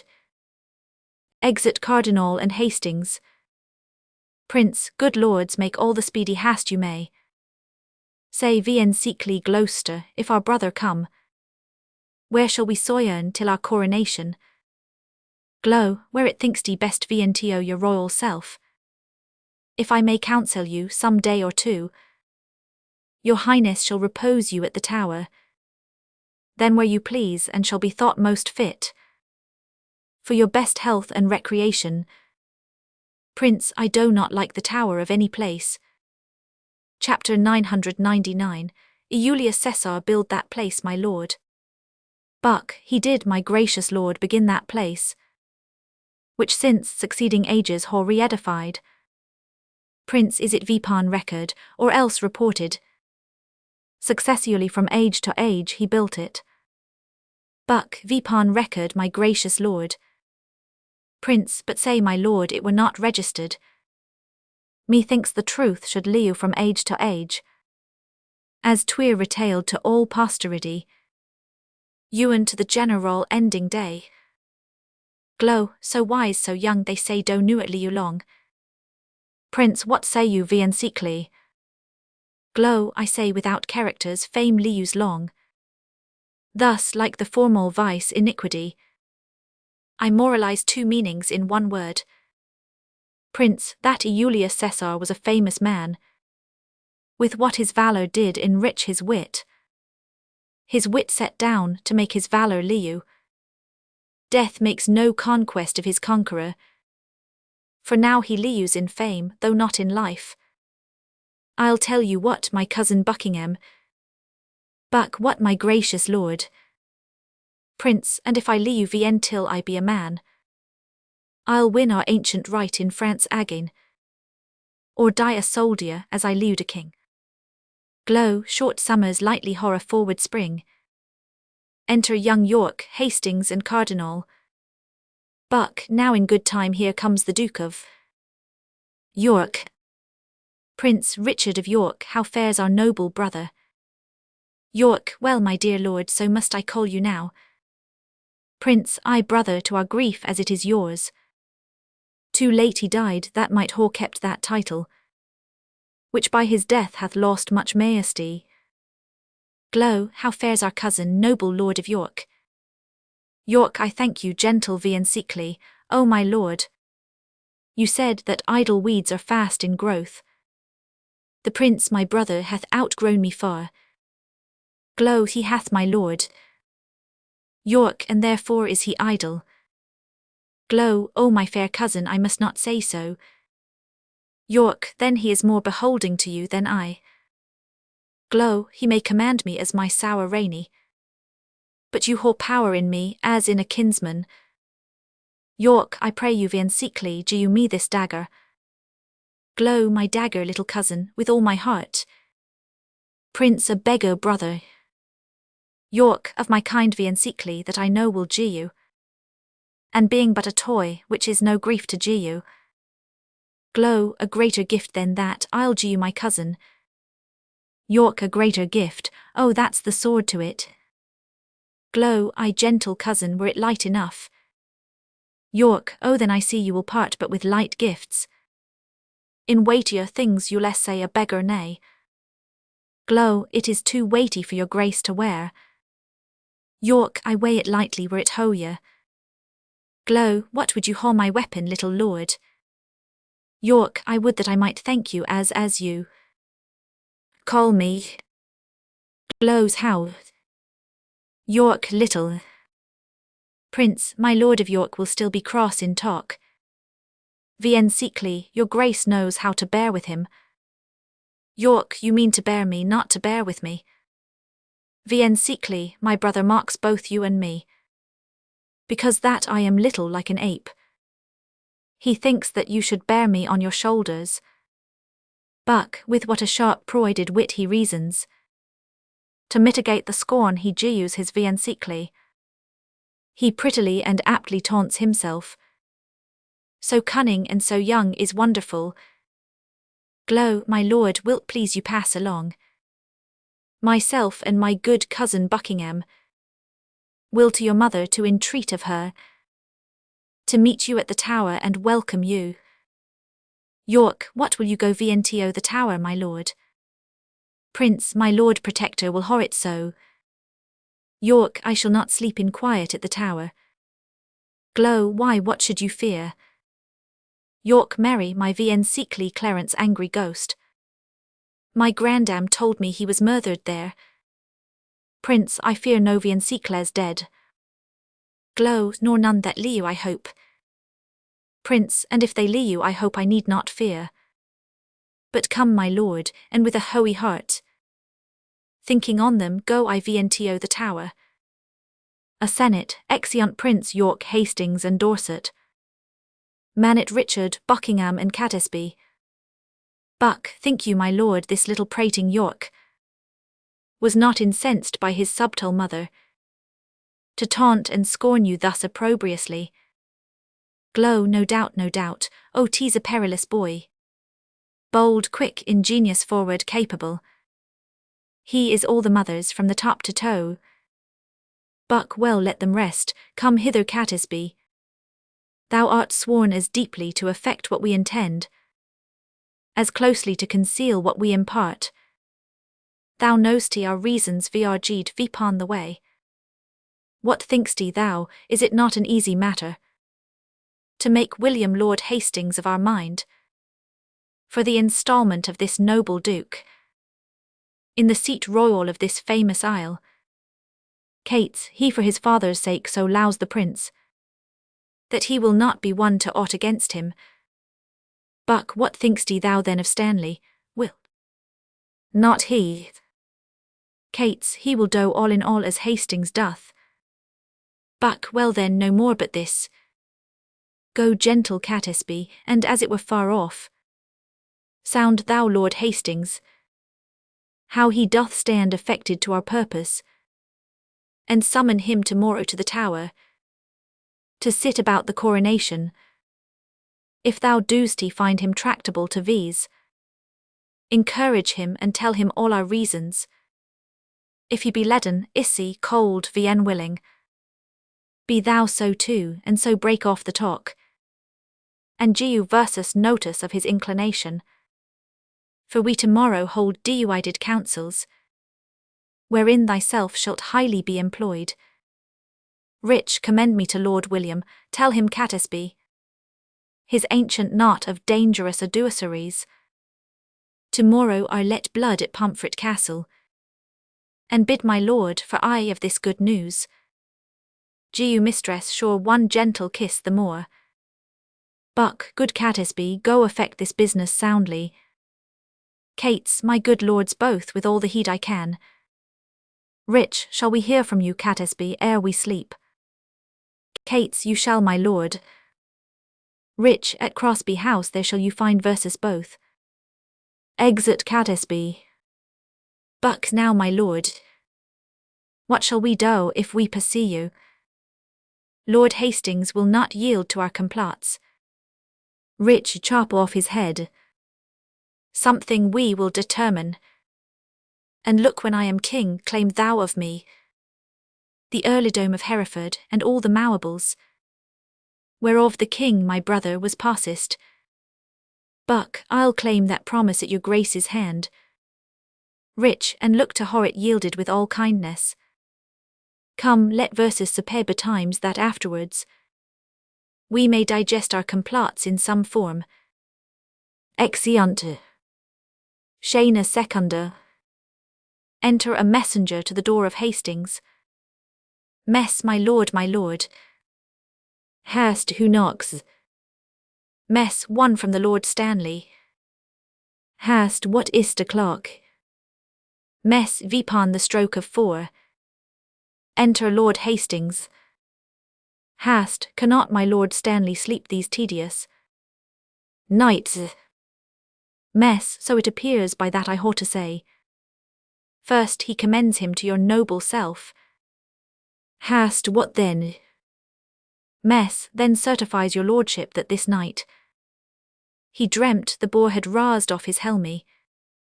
Besides, he says there are 2 councils kept, and that may be determined at the one, which may make you and him to rue at th other. Therefore he sends to know your lordship's pleasure, if you will presently take horse with him, and with all speed post with him toward the north, to shun the danger that his soul dewines. Hast, go fellow, go, return vnto thy lord. Bid him not fear the separated counsel. His honour and myself are at the one, and at the other is my good friend Catesby, where nothing can proceed that toucheth these, whereof I shall not hoe intelligence. Tell him his fears are shallow without instance, and for his dreams I wonder he's so simple, to trust the mockery of vien quiet slumbers, to fly the boar before the boar pursues, were to incense the boar to follow these, and make pursuit where he did mean no chase. Go, bid thy master rise and come to me, and we will both together to the Tower, where he shall see the boar will vscvs kindly. Mess, I'll go, my lord, and tell him what you say. Enter Catesby. Cates, many good morrows to my noble lord. Hast, good morrow, Catesby, you are early stirring. What news in this our tottering state? Cates, it is a reeling world indeed, my lord. And I believe you will newer stand upright, till Richard wear the garland of the realmy. Hast, how wear the garland? Doest thou mean the crown? Cates, I, my good lord. Hast, I'll haw this crown of mine cut fro my shoulders, before I'll see the crown so foul misblacked. But canst thou guess that he doth aim at it? Cates, I on my life and hopes to find you forward, vipon his party for the gain thereof. And thereupon he sends you this good news, that this same very day your enemies, the kindred of the Queen, must die at Pomfret. Hast, indeed I am no mourner for that news, because they ha' been still my adversaries, but that I'll gie you my voice on Richard's side, to bar my master's heirs in true descent. God knows I will not doe it to the death. Cates, God keep your lordship in that gracious mind. Hast, but I shall laugh at this a 12 month hence, that they which brought me in my master's hate, I leave you to look vipon their tragedy. Well, Catesby, ere a fortnight make me older, I'll send some packing, that yet think not on't. Cates, 'tis a vile thing to die, my gracious lord, when men are VM prepared and look not for it. Hast, O monstrous, monstrous, and so falls it out, with reuers Vaughan Grey, and so 'twill do with some men else that think themselves as safe as thou and I, who, as thou know'st, are dear to princely Richard and to Buckingham. Cates, the princes both make high account of you, for they account his head vipon the bridge. Hast, I know they do, and I haw well deserved it. Enter Lord Stanley. Come on, where is your boar-spear man? Fear you the boar and go so VM prided? Stan, my lord, good morrow, Catesby. You may east on, but by the holy rood, I do not like these surral counsels, I. Hast, my lord, I hold my life as dear as yours, and newer in my days I do protest. Was it so precious to me as 'tis now? Think you but that I know our state secure, I would be so triumphant as I am. Star, the lords at Pomfret, they rode from London, were iacund, and supposed their states were sure, and they indeed had no cause to mistrust. But yet you see how soon the day are recast. This sudden stab of rancour I missed out. Pray God, I say, I prow a needless coward. What shall we toward the tower? The day is spent. Hast, come, haw with you. What you what, my lord? Today the lords you talk of are beheaded. Star, they for their truth might better wear their heads, then some that haw accused them wear their hats. But come, my lord, let's away. Enter a pursuivant. Hast, go on before I'll talk with this good fellow. Exit Lord Stanley and Catesby. How now, sirrah, how goes the world with thee? Pers, the better that your lordship please to ask. Hast, I tell thee, man, 'tis better with me now than when thou met'st me last, where now we meet. Then was I going prisoner to the tower, by the suggestion of the Queen's allies. But now I tell thee, keep it to thyself. This day those enemies are put to death, and I in better state than ere I was. Pers, God hold it to your honour's good content. Hast, gramercy fellow, there, drink that for me. Throws him his purse. Pers, I thank your honour. Exit pursuivant. Enter a priest. Priest, well met, my lord, I am glad to see your honour. Hast, I thank thee, good Sir Ion, with all my heart. I am in your debt for your last exercise. Come the next Sabbath, and I will content you. Priest, I'll wait vipon your lordship. Enter Buckingham. Buck, what talking with a priest, Lord Chamberlain? Your friends at Pomfret, they do need the priest. Your honour hath no shrewing work in hand. Hast good faith, and when I met this holy man, the men you talk of came into my mind. What, go you toward the tower? Buck, I do, my lord, but long I cannot stay there. I shall return before your lordship thence. Hast, nay, like enough, for I stay dinner there. Buck, and supper too, although thou know'st it not. Come, will you go? Hast, I'll wait vipon your lordship. Exeunt. Shana tertia. Enter Sir Richard Ratcliffe with halberds, carrying the nobles to death at Pomfret. Reviewers, Sir Richard Ratcliffe, let me tell thee this. Today shalt thou behold a subject die. For truth, for duty, and for loyalty. Grey, God bless the prince from all the pack of you. And not you are of damned bloodsuckers. Vo you liu that shall cry woe for this hereafter. Rat, dispatch, the limit of your lius is out. Reviewers, O Pomfret, Pomfret, O thou bloody prison. Fatal and ominous to noble peers. Within the guilty closure of thy walls. Richard II here was hacked to death. And for more slander to thy dismal seat, we gie you to the our guiltless blood to drink. Grey, now Margaret's curse is foully vipon our heads. When she exclaimed on Hastings, you and I, for standing by when Richard stabbed her son. Reviewers, then cursed she Richard. Then cursed she Buckingham. Then cursed she Hastings, oh remember God. To hear her prayer for them, as now for these. And for my sister and her princely sons. Be satisfied, dear God, with our true blood, which as thou know'st venously must be spilt. Rat, make haste, the hour of death is expiate. Reviewers, come Grey, come Vaughan, let these here embrace. Farewell, the until we meet again in Hohen. Exeunt. Skeena quarter. Enter Buckingham, Derby, Hastings, Bishop of Ely, Norfolk. Ratcliffe. Lowell with others at a table. Hast, now noble peers, the cause why we are met, is to determine of the coronation. In God's name speak, when is the royal day? Buck, is all things ready for the royal time? Darb, it is and wants but nomination. Ely, tomorrow then I urge a happy day. Buck, who knows the Lord Protector's mind herein? Who is most inward with the noble Duke? Ely, your grace we think should soonest know his mind. Buck, we know each other's faces, for our hearts. He knows no more of mine, than I of yours.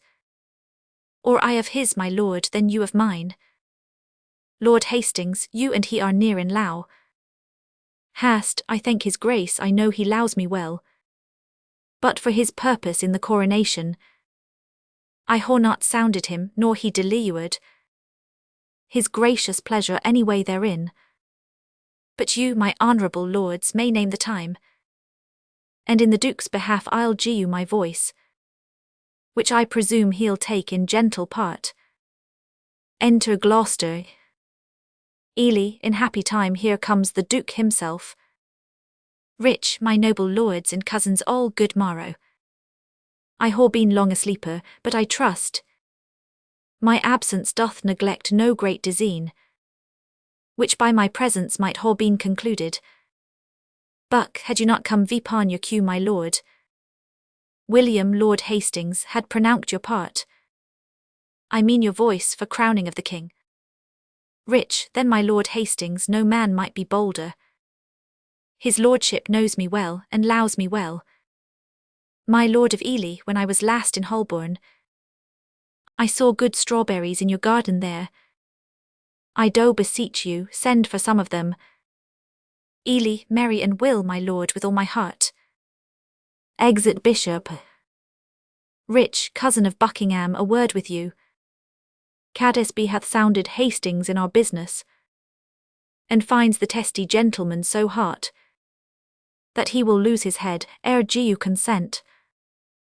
his master's child, as worshipfully he terms it, shall lose the royalty of England's throne. Buck, withdraw yourself a while, I'll go with you. Exeunt. Darb, we haw not yet set down this day of triumph. Tomorrow in my judgment is too sudden, for I myself am not so well provided, as else I would be were the day prolonged. Enter the Bishop of Ely. Ely, where is my lord the Duke of Gloucester? I haw sent for these strawberries. Ha, his grace looks cheerfully and smooth this morning. There's some conceit or other likes him well, when that he bids good morrow with such spirit.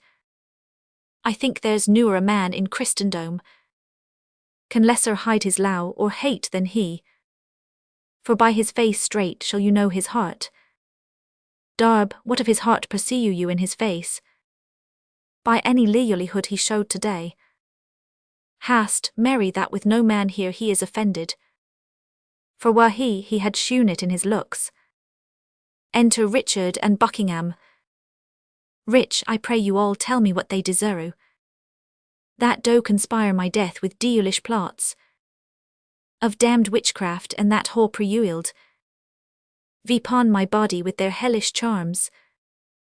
Hast, the tender low I bear your grace, my lord, makes me most forward in this princely presence, to doom offenders whosoever they be. I say, my lord, they haw deserved death. Rich, then be your eyes the witness of their uil. Look how I am bewitched, behold mine arms is like a blasted sapling, withered VP. And this is Edward's wife, that monstrous witch, consorted with that harlot strumpet sure, that by their witchcraft thus haw marked me. Hast, if they haw done this deed, my noble lord, Rich, if, thou protector of this damned strumpet, talk'st thou to me of ifs, thou art a traitor. Off with his head, now by St. Paul I swear, I will not dine until I see the same. Lowell and Ratcliffe, look that it be done. Exeunt. The rest that low me, rise and follow me. Man it Lowell and Ratcliffe with the Lord Hastings. Hast, woe, woe for England, not a whit for me. For I too fond might haw prewented this. Stanley did dream, the boar did rose our helms, and I did scorn it, and disdain to fly. 3 times today my footcloth horse did stumble, and started when he looked vipon the tower, as loth to bear me to the slaughter-house. Oh, now I need the priest that spake to me. I now repent I told the pursuant, as too triumphing how mine enemies today at Pomfret bloodily were butchered, and I myself secure in grace and for. O Margaret, Margaret, now thy holy curse is lighted on poor Hastings' wretched head. Ra, come, dispatch, the Duke would be at dinner. Make a short shrift, he longs to see your head. Hast, O momentary grace of mortal men, which we more hunt for than the grace of God, who builds his hope in air of your good looks. Leus like a drunken sailor on a mast, ready with ewery nod to tumble down into the fatal bowels of the deep.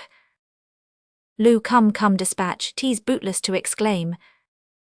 Hast, O bloody Richard, miserable England, I prophesy the fearful's time to thee, that your wretched age hath looked vipon. Come, lead me to the block, bear him my head. They smile at me who shortly shall be dead. Exeunt. Enter Richard and Buckingham in rotten armour, marvellous ill forward. Richard, come cousin. Canst thou quake and change thy colour? Murther thy breath in middle of a word, and then again begin and stop again, as if thou were distraught and mad with terror. Buck, tut, I can counterfeit the deep tragedian. Speak and look backy and pry on your side. Tremble and start at wagging of a straw, intending deep suspicion, ghastly looks are at my ceruis like enforced smiles, and both are ready in their offices, at any time to grace my stratagems. But what is Catesby gone? Rich he is, and see he brings the mayor along. Enter the mayor and Catesby. Buck, Lord Mayor. Rich, look to the drawbridge there. Buck, hark a drum. Rich, Catesby, a relook the walls. Buck, Lord Mayor, the reason we haw sent. Rich, look back, defend thee, here are enemies. Buck, guard and our innocency defend, and guard versus. Enter Lowell and Ratcliffe with Hastings' head. Rich, be patient, they are friends, Ratcliffe and Lowell. Lowell, here is the head of that ignoble traitor. The dangerous and vient suspected Hastings. Rich, so dear I lewd the man that I must weep. I took him for the plainest harmless creature that breathed upon the earth, a Christian. Made him my book, wherein my soul recorded the history of all her secret thoughts. So smooth he daubed his vice with show of virtue, that his apparent open guilt omitted. I mean his connuisation with Shore's wife. He lewd from all attainder of suspects. Buck, well, he was the coward's sheltered traitor.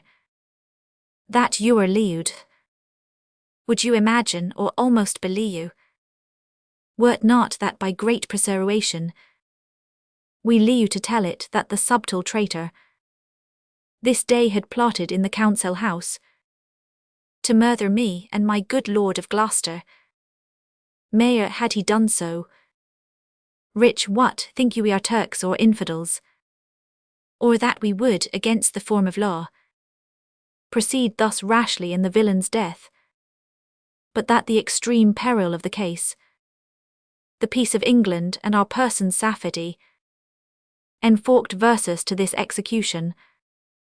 Mayor, now fair befall you, he deserved his death, and your good graces both haw well proceeded to warn false traitors from the like attempts. Buck, I knew or looked for better at his hands, after he once fell in with Mistress Shore. Yet had we not determined he should die, till your lordship came to see his end, which now the lowing haste of these our friends, something against our meanings haw prewented, because, my lord, I would haw had you heard the traitor speak and timorously confess the manner and the purpose of his treasons, that you might well haw signified the same, vento the citizens who haply may misconstrue these in him and wail his death. But my good lord, your grace's words shall seru, as well as I had seen and heard him speak, and do not doubt, right noble princes both. But I'll acquaint our douce citizens with all your erst proceedings in this case. Rich, and to that end we wished your lordship here awed the censures of the carping world. Buck, which since you come too late of our intent, yet witness what you hear we did intend. And so, my good Lord Mayor, we bid farewell. Exit Mayor. Rich, go after cousin Buckingham.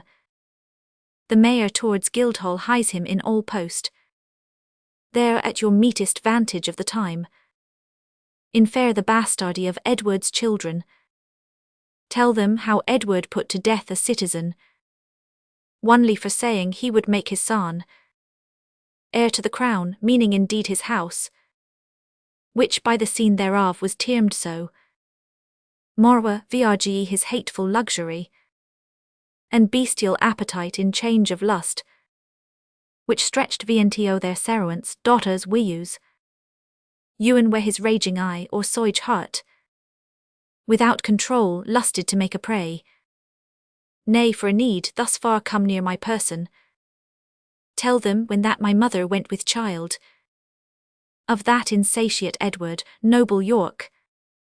My princely father then had wars in France, and by true computation of the time, found that the issue was not his begot, which well appeared in his lineaments, being nothing like the noble Duke my father. Yet touch this sparingly as 'twere far off. Because, my lord, you know my mother lius. Buck, doubt not, my lord, I'll play the orator, as if the golden fee for which I plead were for myself, and so my lord ado. Rich, if you three you well, bring them to Baynard's castle, where you shall find me well accompanied, with ruerend fathers and well-learned bishops. Buck, I go in towards 3 or 4 o'clock. Look for the news that the Guildhall affords. Exit Buckingham. Rich, go Lowell with all speed to Dr. Shaw. Go thou to Friar Penker, bid them both meet me within this hour at Baynard's castle. Enter. Now will I go to take some priui order, to draw the brats of Clarence out of sight, and to you order that no manner person, or any time recourse vento the princes. Exeunt. Enter a scrivener. SCR, here is the indictment of the good Lord Hastings, which in a set hand fairly is engrossed, that it may be today read in polls, and mark how well the sequel hangs together. Illuin hours I horse spent to write it hour, for yesternight by Cadesby was it sent me. The precedent was full as long a-doing, and yet within these few hours Hastings lewd, vien tainted, vien examined, free at liberty. Here's a good world the while, who is so gross that cannot see this palpable Jewess, yet who so bold but says he sees it not. Bad is the world, and all will come to naught, when such ill-dealing must be seen in thought. Enter Richard and Buckingham at Surrey doors. Rich, how now, what say the citizens? Buck, now by the Holy Mother of our Lord, the citizens are mum, say not a word. Rich, tucked you the bastardy of Edward's children? Buck, I did with his contract with Lady Lucy, and his contract by deputy in France. Vn satiate greediness of his desire, and his enforcement of the city we use, his tyranny for trifles, his own bastardy, as being got your father then in France, and his resemblance being not like the Duke. Withal I did infer your lineaments, being the right idea of your father, both in your form and nobleness of mind, laid open all your victories in Scotland, your discipline in war, wisdom in peace, your bounty, virtue, fair humility, indeed left nothing fitting for your purpose, vien tucked or slightly handled in discourse. And when my oratory drew toward end, I bid them that did low their country's good, cry God saw Richard, England's royal king. Rich, and did they so? Buck, no, so God help me, they spake not a word, but like dumb statues or breathing stones, starred each on other and looked deadly pale, which when I saw I reprehended them, and asked the mayor what meant this wilful silence. His answer was, the people were not said to be spoke to but by the recorder. Then he was vrg'd to tell my tale again. Thus saith the Duke, thus hath the Duke inferred, but nothing spoke in warrant from himself. When he had done, some followers of mine own, at lower end of the hall, hurled VP their caps, and some 10 voices cried, God saw King Richard. And thus I took the vantage of those few. Thanks, gentle citizens and friends, quoth I. This general applause and cheerful shout argues your wisdom and your low to Richard. And you and here break off and came away. Rich, what tongueless blocks were they? Would they not speak? Will not the mayor then and his brethren come? Buck, the mayor is here at hand, intend some fear. Be not you spoke with but by mighty suit. And look you get a prayer book in your hand, and stand between 2 churchmen, good my lord. For on that ground I'll make a holy descant, and be not easily won to our requests. Play the maid's part, still answer nay and take it. Rich, I go, and if you plead as well for them, as I can say nay to thee for myself, no doubt we bring it to a happy issue. Buck, go VP to the Leeds, the Lord Mayor knocks. Enter the Mayor and citizens. Welcome, my lord, I dance attendance here. I think the Duke will not be spoke withal. Enter Catesby. Buck, now Catesby, what says your lord to my request? Catesby, he doth entreat your grace, my noble lord, to visit him tomorrow or next day. He is within, with 2 right reverend fathers, genuinely bent to meditation, and in no worldly sweets would he be moved, to draw him from his holy exercise. Buck, return good Catesby to the gracious Duke. Tell him myself, the mayor and aldermen, in deep designs, in matter of great moment, no less importing than our general good, are come to wholesome conference with his grace. Catesby, I'll signify so much VNTO him straight. Enter. Buck, aha, my lord, this prince is not an Edward. He is not lulling on a lewd lowbed, but on his knees at meditation, not dallying with a brace of courtesans, but meditating with 2 deep divines, not sleeping to engross his idle body, but praying to enrich his watchful soul. Happy were England would this virtuous prince take on his grace the sour rainty thereof. But sure I fear we shall not win him to it. Mayor, merry God defend his grace should save ease. Nay. Buck, I fear he will, here Catesby comes again. Enter Catesby.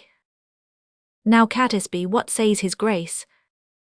Catesby, he wonders to what end you whore assembled such troops of citizens to come to him, his grace not being warned thereof before. He fears, my lord, you mean no good to him. Buck, sorry I am my noble cousin should suspect me that I mean no good to him. By Hohen we come to him in perfect low, and so once more return and tell his grace. Enter. When holy and devout religious men are at their beads, 'tis much to draw them thence. So sweet is zealous contemplation. Enter Richard aloft between 2 bishops. Mayor, see where his grace stands, 'tween 2 clergy. Men. Buck, 2 props of virtue for a Christian prince, to stay him from the fall of vanity, and see a book of prayer in his hand, true ornaments to know a holy man. Famous Plantagenet, most gracious prince, lend favorable ear to our requests, and pardon versus the interruption of thy devotion and right Christian zeal. Rich, my lord, there needs no such apology. I do beseech your grace to pardon me, who earnest in the service of my God, deferred the visitation of my friends. But lowing this, what is your grace's pleasure? Buck, you in that I hope which pleaseth God abow, and all good men of this eye. Rich, I do suspect I haw done some offence, that seems disgracious in the city's eye, and that you come to reprehend my ignorance. Buck, you haw, my lord, would it might please your grace, on our entreaties to amend your fault. Rich, else wherefore breathe I in a Christian land? Buck, know then it is your fault that you resign the supreme seat, the throne majestical, the sceptred office of your ancestors, your state of fortune and your due of birth, the lineal glory of your royal house, to the corruption of a blemished stock, whiles in the mildness of your sleep high thoughts, which here we waken to our country's good. The noble isle doth want his proper limbs, his face defact with scars of infamy, his royal stock graft with ignoble plants, and almost shuddered in the swallowing gulf. of dark forgetfulness and deep oblivion, which to recure we heartily solicite your gracious self to take on you the charge and kingly government of this your land, not as protector, steward, substitute, or lowly factor for another's gain, but as successively from blood to blood, your right of birth, your imperi, your own. For this, consorted with the citizens, your very worshipful and lowing friends, and by their vehement instigation, in this erst cause come I to move your grace. Rich I cannot tell if to depart in silence, or bitterly to speak in your reproof. Best fitteth my degree or your condition. If not to answer, you might haply think, tongue-tied ambition, not replying yielded, to bear the golden yoke of sovereignty, which fondly you would here impose on me, if to reprow you for this suit of yours, so seasoned with your faithful law to me. Then on the other side I checked my friends, therefore to speak and to avoid the first, and then in speaking not to incur the last. Definitively thus I answer you. Your law deserves my thanks, but my desert, vn meritable, shuns your high request. First, if all obstacles were cut away, and that my path were hewn to the crown, as the ripe renew and dew of birth, yet so much is my poverty of spirit, so mighty and so many my defects, that I would rather hide me from my greatness, being a bark to brook no mighty sea, than in my greatness cow it to be hid, and in the vapour of my glory smothered. But God be thanked, there is no need of me, and much I need to help you were there need. The royal tree hath left versus royal fruit, which mellowed by the stealing hours of time, will well become the seat of majesty, and make no doubt vi's happy by his reign. On him I lay that you would lay on me the right and fortune of his happy stars, which God defend that I should wring from him. But, my lord, this argues conscience in your grace, but the respects thereof are nice and trivial, all circumstances well considered. You say that Edward is your brother's son. So say we too, but not by Edward's wife. For first was he contract to Lady Lucy, your mother leaves a witness to his vow, and afterward by substitute betrothed to Bona, sister to the King of France. These both put off a poor petitioner, a care-crazed mother to a many sons, a beauty waning and distressed widow, ewen in the after no one of her best days, made prize and purchase of his wanton eye, seduct the pitch and height of his degree, to base declension and loathed bigamy. By her in his vn lawful bed he got this Edward whom our manners call the prince. More bitterly could I expostulate, saw that for ruerance to some aliu, I gie a sparing limit to my tongue. Then good my lord, take to your royal self this proffered benefit of dignity, if not to bless these and the land withal, yet to draw forth your noble ancestry from the corruption of abusing times. Vnto a linal true diriud course. Mayor, do good my lord, your citizens entreat you. Buck, refuse not mighty lord this proffered law. Cadesp, O make them eyeful, grant their lawful suit. Rich, alas, why would you heap this care on me? I am vn fit for state and majesty. I do beseech you take it not amiss. I cannot nor I will not yield to you. Buck, if you refuse it as in law and zeal, loth to depose the child your brother's son, as well we know your tenderness of heart, and gentle, kind, effeminate remorse, which we ha noted in you to your kindred, and eagerly indeed to all estates. Yet know where you accept our suit or no. Your brother's son shall ne'er reign our king, but we will plant some other in the throne, to the disgrace and downfall of your house. And in this resolution here we low you. Come, citizens, we will entreat no more. Exeunt. Cadesp, call him again, sweet prince, accept their suit. If you deny them, all the land will rue it. Rich, will you enforce me to a world of cares? Call them again, I am not made of stones, but penetrable to your kind entreaties, albeit against my conscience and my soul. Enter Buckingham and the rest, cousin of Buckingham and sage Graw men, since you will buckle fortune on my back, to bear her burthen where I will or no. I must haul patience to endure the load. But if black scandal or foul fact reproach attend the sequel of your imposition, your mere enforcement shall acquittance me from all the impure blots and stains thereof. For God doth know, and you may partly see, how far I am from the desire of this. May God bless your grace, we see it and will say it. Rich, in saying so you shall but say the truth. Buck, then I salute you with this royal title. Long live you King Richard, England's worthy king. Old Ament. Buck, tomorrow may it please you to be crowned. Rich, Ewan, when you please, for you will have it so. Buck, tomorrow then we will attend your grace, and so most eyefully we take our Rich, come, let versus to our holy work again. Farewell, my cousins, farewell, gentle friends. Exeunt. Actus quartus, scena prima. Enter the Queen and Duchess of Gloucester, the Duchess of York and Marquess Dorset. Dutch York, who meets versus here.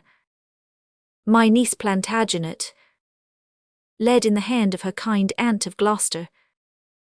Now for my life she's wandering to the Tower, on pure heart's low, to greet the tender prince. Daughter, well met. Anne, God you your graces both a happy and a eyeful time of day. As much to you, good sister, whither away? Anne, no farther than the Tower, and as I guess, vipon the like devotion as your sellers, to gratulate the gentle princes there. Kind sister, thanks, we'll enter all together. Enter the lieutenant. And in good time here the lieutenant comes. Master Lieutenant, pray you by your low, how doth the prince and my young son of York? Lou, right well, dear madame, by your patience. I may not suffer you to visit them. The king hath strictly charged the contrary. The king, who's that? Lou, I mean the Lord Protector. The Lord protect him from that kingly title. Hath he set bounds between their low and me? I am their mother, who shall bar me from them? Dutch York, I am their father's mother, I will see them, and their aunt I am in law, in law their mother. Then bring me to their sights, I'll bear thy blame, and take thy office from thee, on my peril. Lou, no, madame, no, I may not low it so. I am bound by oath, and therefore pardon me. Exit Lieutenant. Enter Stanley. Stanley, let me but meet you ladies one hour hence, and I'll salute your Grace of York as mother, and ruerend looker on of two fair queens. Come, madame, you must straight to Westminster, there to be crowned Richard's royal queen. Cut my lace asunder, that my pent heart may haw some scope to beat, or else I swoon with this dead-killing news. And, despiteful tidings, O VM pleasing news. Doors, be of good cheer, mother, how fares your Grace? O Dorset, speak not to me, get thee gone. Death and destruction dogs thee at thy heels. Thy mother's name is ominous to children. If thou wilt outstrip death, go cross the seas, and lee you with Richmond from the reach of hell. Go hide thee from this slaughterhouse, lest thou increase the number of the dead, and make me die the thrall of Margaret's curse, nor mother, wife, nor England's counted queen. Stanley, full of wise care, is this your counsel, madame? Take all the swift advantage of the hours. You shall whore letters from me to my son, in your behalf to meet you on the way. Be not tan tardy by Viennoise delay. Dutch, York, O ill dispersing wind of misery! O my accursed worm, the bed of death! A cockatrice hast thou hatched to the world, whose V-norded eye is murtherous. Stanley, come madame, come, I in all haste was sent. Anne and I with all Vienne willingness will go. O would to God that the inclusive verge of golden metal that must round my brow were red-hot steel to sear me to the brains. Ananted let me be with deadly venom, and die ere men can say, God saw the Queen. Go, poor soul, I ennuy not thy glory. To feed my humour, wish thyself no harm. And know why, when he that is my husband now came to me as I followed Henry's course, when scarce the blood was well washed from his hands, which issued from my other angel husband, and that dear saint, which then I weeping followed. Oh, when I say I looked on Richard's face, this was my wish, be thou, quoth I, accursed, for making me so young, so old a widow. And when thou wedst, let sorrow haunt thy bed, and be thy wife, if any be so mad, more miserable by the life of thee, than thou hast made me by my dear lord's death. Lo, ere I can repeat this curse again, within so small a time my woman's heart grossly grew captive to you to his honey words, and proved the subject of mine own soul's curse, which hitherto hath held mine eyes from rest, for newer yet one howray in his bed. Chapter 999. I enjoy the golden dew of sleep, but with his timorous dreams was still awacked. Besides, he hates me for my father Warwick, and will no doubt shortly be rid of me. Poor heart ado, I pity thy complaining, and no more than with my soul I mourn for yours. Doors, farewell, thou waffle welcomer of glory. Anne, adieu, poor soul that tax thy of it.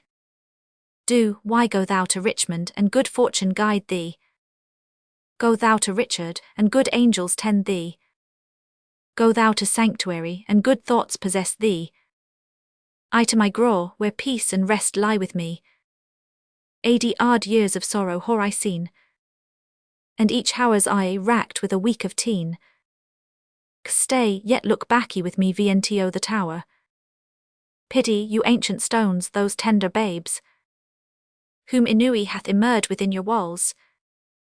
Rough cradle for such little pretty ones, rude ragged nurse, old sullen playfellow. For tender princes, VSE my babies well. So foolish sorrows bid your stones farewell. Exeunt. Shana secunda. Sound a senate, enter Richard in pomp, Buckingham Cadesby. Ratcliffe. Lowell. Rich stand all apart, cousin of Buckingham. Buck, my gracious sour rainy. Rich, giu me thy hand. Sound. Thus high by thy aduis and thy assistance is King Richard seated. But shall we wear these glories for a day? Or shall they last, and we re-ikes in them? Buck, still liu they, and for youer let them last. Rich, Buckingham, now do I play the touch, to try if thou be current gold indeed. Young Edward lius, think now what I would speak. Buck, say on my lowing lord. Rich, why Buckingham, I say I would be king. Buck, why so you are my thrice-renowned lord. Rich, am I king, 'tis so, but Edward lius. Buck, true, noble prince. Rich, oh bitter consequence, that Edward still should liu true noble prince. Cousin, thou wast not wont to be so dull. Shall I be plain? I wish the bastards dead. And I would haw it suddenly performed. What say'st thou now? Speak suddenly, be brief. Buck, your grace may do your pleasure. Rich, tut tut, thou art all ice, thy kindness freezes. Say, whore I thy consent that they shall die. Buck, gie me some little breath, some pause, dear lord. Before I positively speak in this, I will resolve you herein presently. Exit Buck. Catesby, the king is angry, see he gnaws his lip. Rich, I will canoeus with iron-witted fools. And vien respect to you boys, none are for me. That look into me with considerate eyes. High-reaching Buckingham grows circumspect. Boy. Page, my lord. Rich, know'st thou not any whom corrupting gold will tempt vnto a close exploit of death? Page, I know a discontented gentleman, whose humble means match not his haughty spirit. Gold were as good as 20 orators, and will no doubt tempt him to anything. Rich, what is his name? Page, his name, my lord, is Turrell. Rich, I partly know the man, go call him hither. Boys. Enter. The deep ruling witty Buckingham. No more shall be the neighbour to my counsels. Hath he so long held out with me, tiered? And stops he now for breath, well be it so. Enter Stanley. How now, Lord Stanley, what's the news? Stanley, no my lowing lord the Marquess Dorset, as I hear is fled to Richmond, in the parts where he abides. Rich, come hither Catesby, rumour it abroad, that Anne my wife is very grievous sick. I will take order for her keeping close. Inquire me out some mean poor gentleman, whom I will marry straight to Clarence' daughter.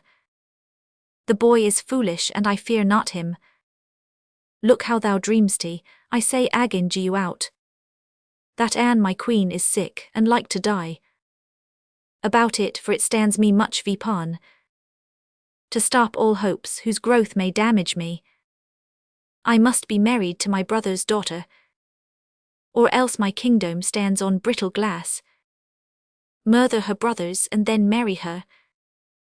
Vien certain way of gain, but I am so far in blood that sin will pluck on sin. Tear falling pity dwells not in this eye. Enter Tyrrell. Is thy name Tyrrell? Tyr, Imes Tyrrell, and your most obedient subject. Rich art thou indeed. Tyr, prow me, my gracious lord. Rich, darst thou resolute to kill a friend of mine? Tyr, please you. But I had rather kill 2 enemies. Rich, why then thou hast it, 2 deep enemies. Foes to my rest and my sweet sleep's disturbers. Are they that I would haw thee deal vipon? Tyrrell, I mean those bastards in the tower. Tyr, let me haw open means to come to them, and soon I'll rid you from the fear of them. Rich, thou sing'st sweet music. Hark, come hither Tyrrell. Go by this token, rise and lend thine ear. Whispers, there is no more but so, say it is done. And I will loud thee and prefer thee for it. Tyr, I will dispatch it straight. Enter. Enter Buckingham. Buck, my lord, I haw considered in my mind the late request that you did sound me in. Rich, well let that rest, Dorset is fled to Richmond. Buck, I hear the news, my lord. Rich, Stanley, he is your wiu son, well look. Vnto it. Buck, my lord, I claim the gift my due by promise, for which your honour and your faith is pawned. Earldom of Hertford and the Mowables, which you haw promised I shall possess.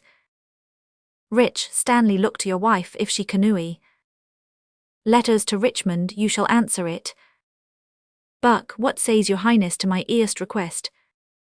Rich, I do remember me Henry the Sixth did prophesy that Richmond should be king, when Richmond was a little peewish boy. A king perhaps. Buck, may it please you to resolve me in my suit. Rich, thou troublest me, I am not in the vein.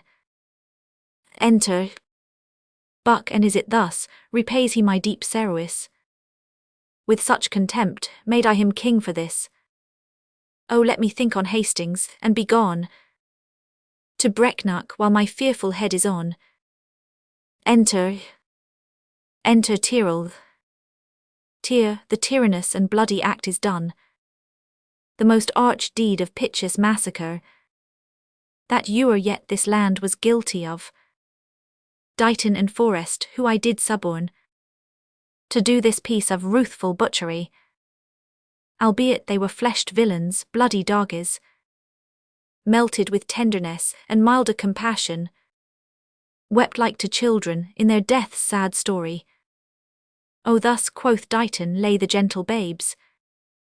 Thus, quoth Forrest, girdling one another within their alablaster innocent arms.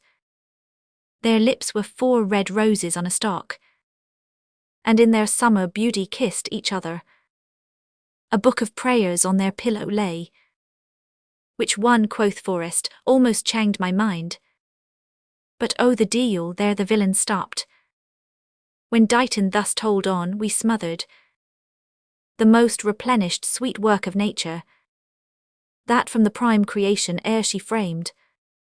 Hence both are gone with conscience and remorse. They could not speak, and so I left them both to bear this tidings to the bloody king. Enter Richard. And here he comes, all health my sour rainy lord. Rick, kind Tyrrell, am I happy in thy news?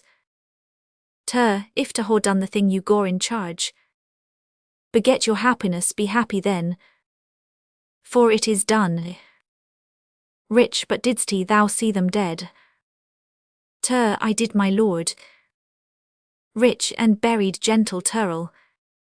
The chaplain of the tower hath buried them, but where, to say the truth, I do not know. Rich, come to me Tyrrell soon and after supper, when thou shalt tell the process of their death. Meantime but think how I may do the good, and be inheritor of thy desire. Farewell till then.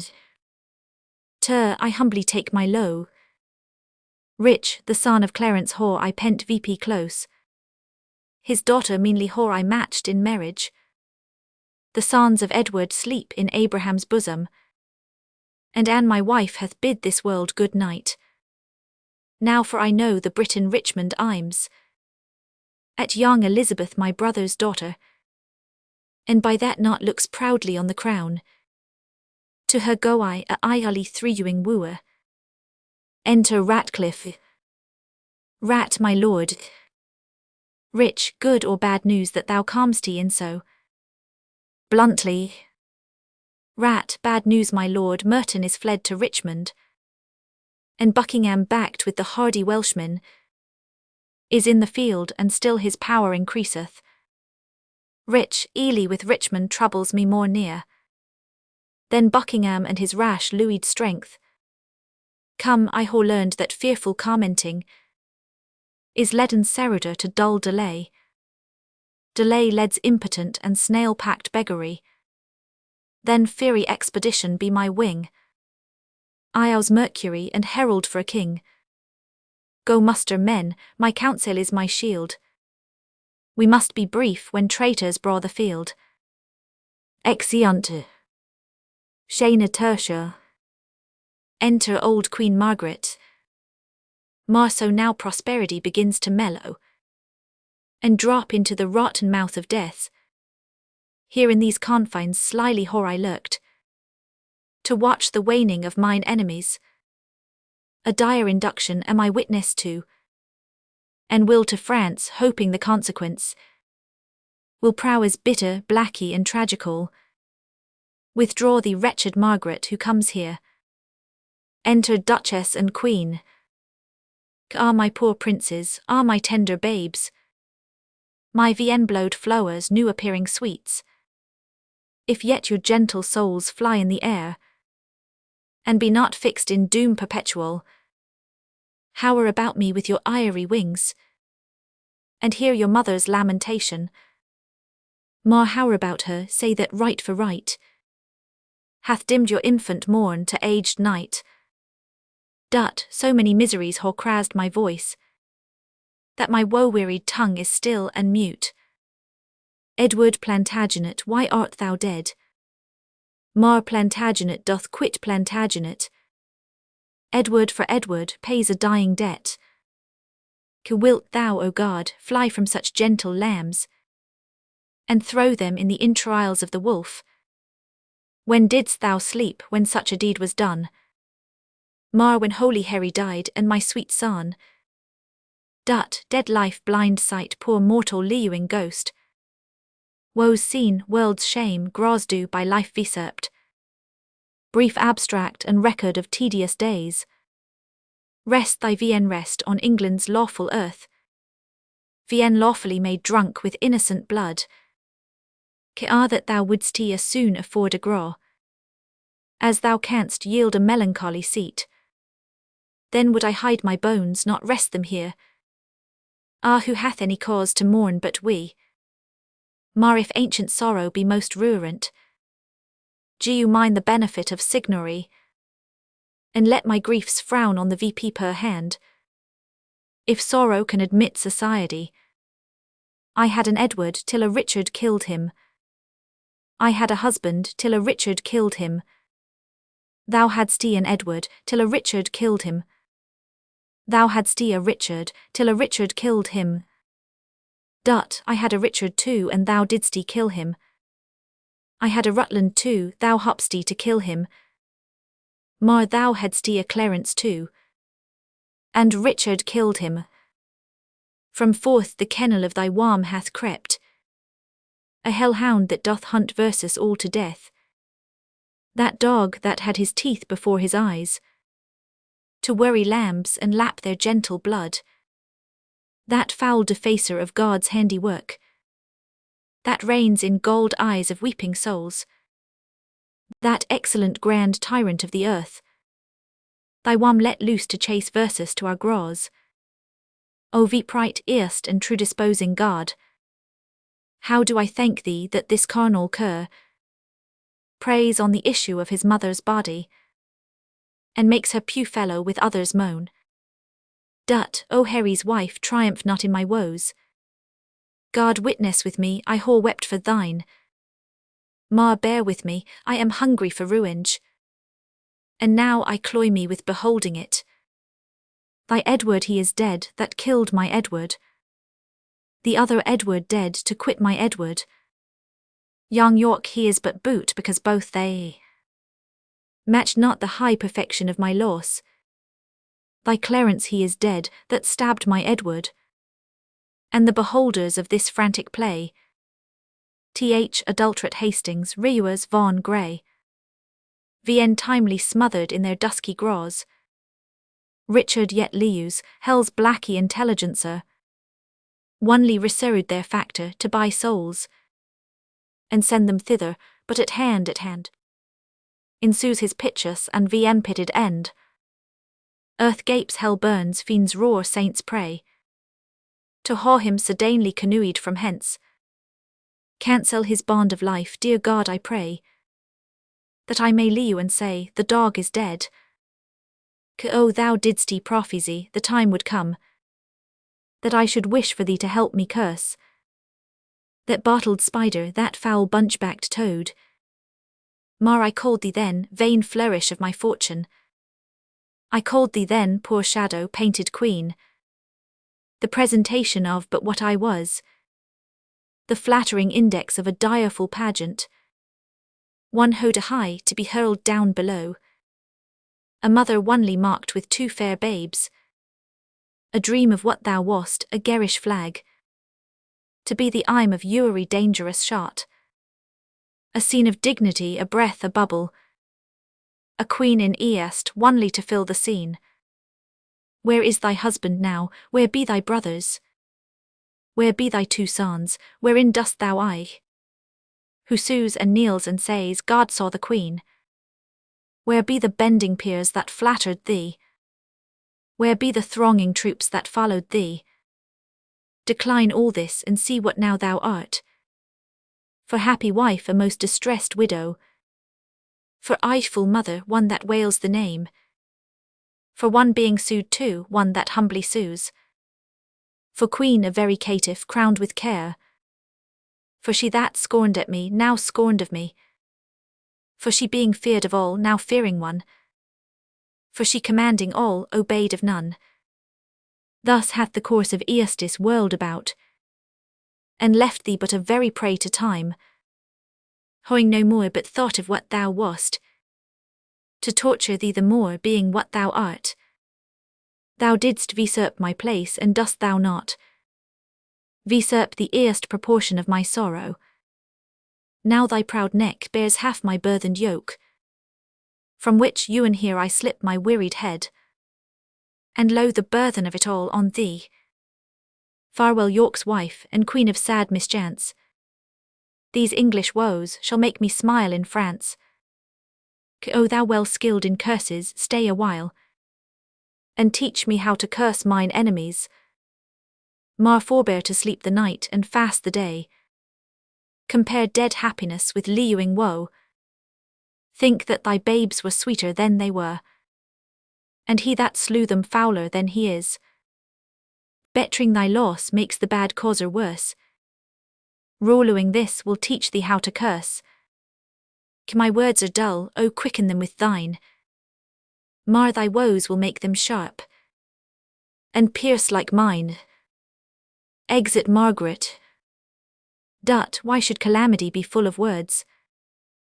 Windy attorneys to their clients' woes, eerie succeeders of intestine oys, poor breathing orators of miseries.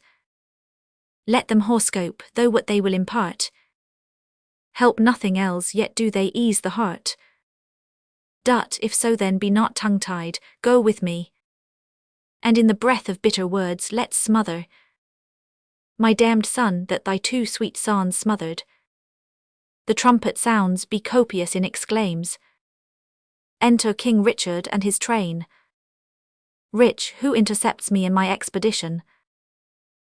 O she that might whore intercepted thee, by strangling thee in her accursed womb.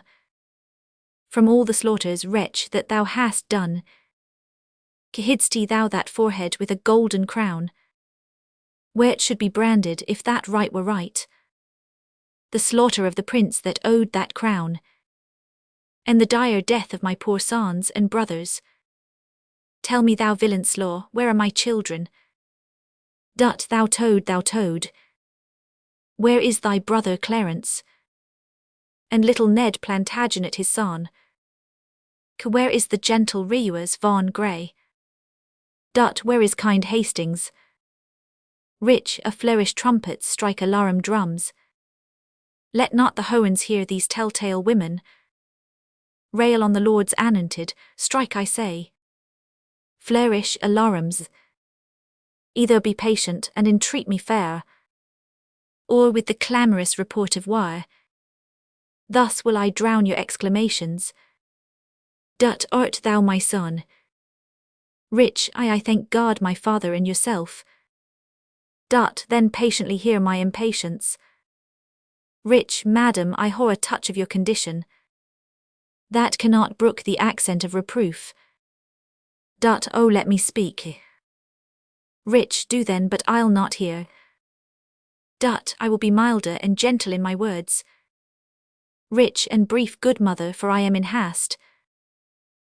Art thou so hasty, I whore stayed for thee. God knows, in torment and in agony.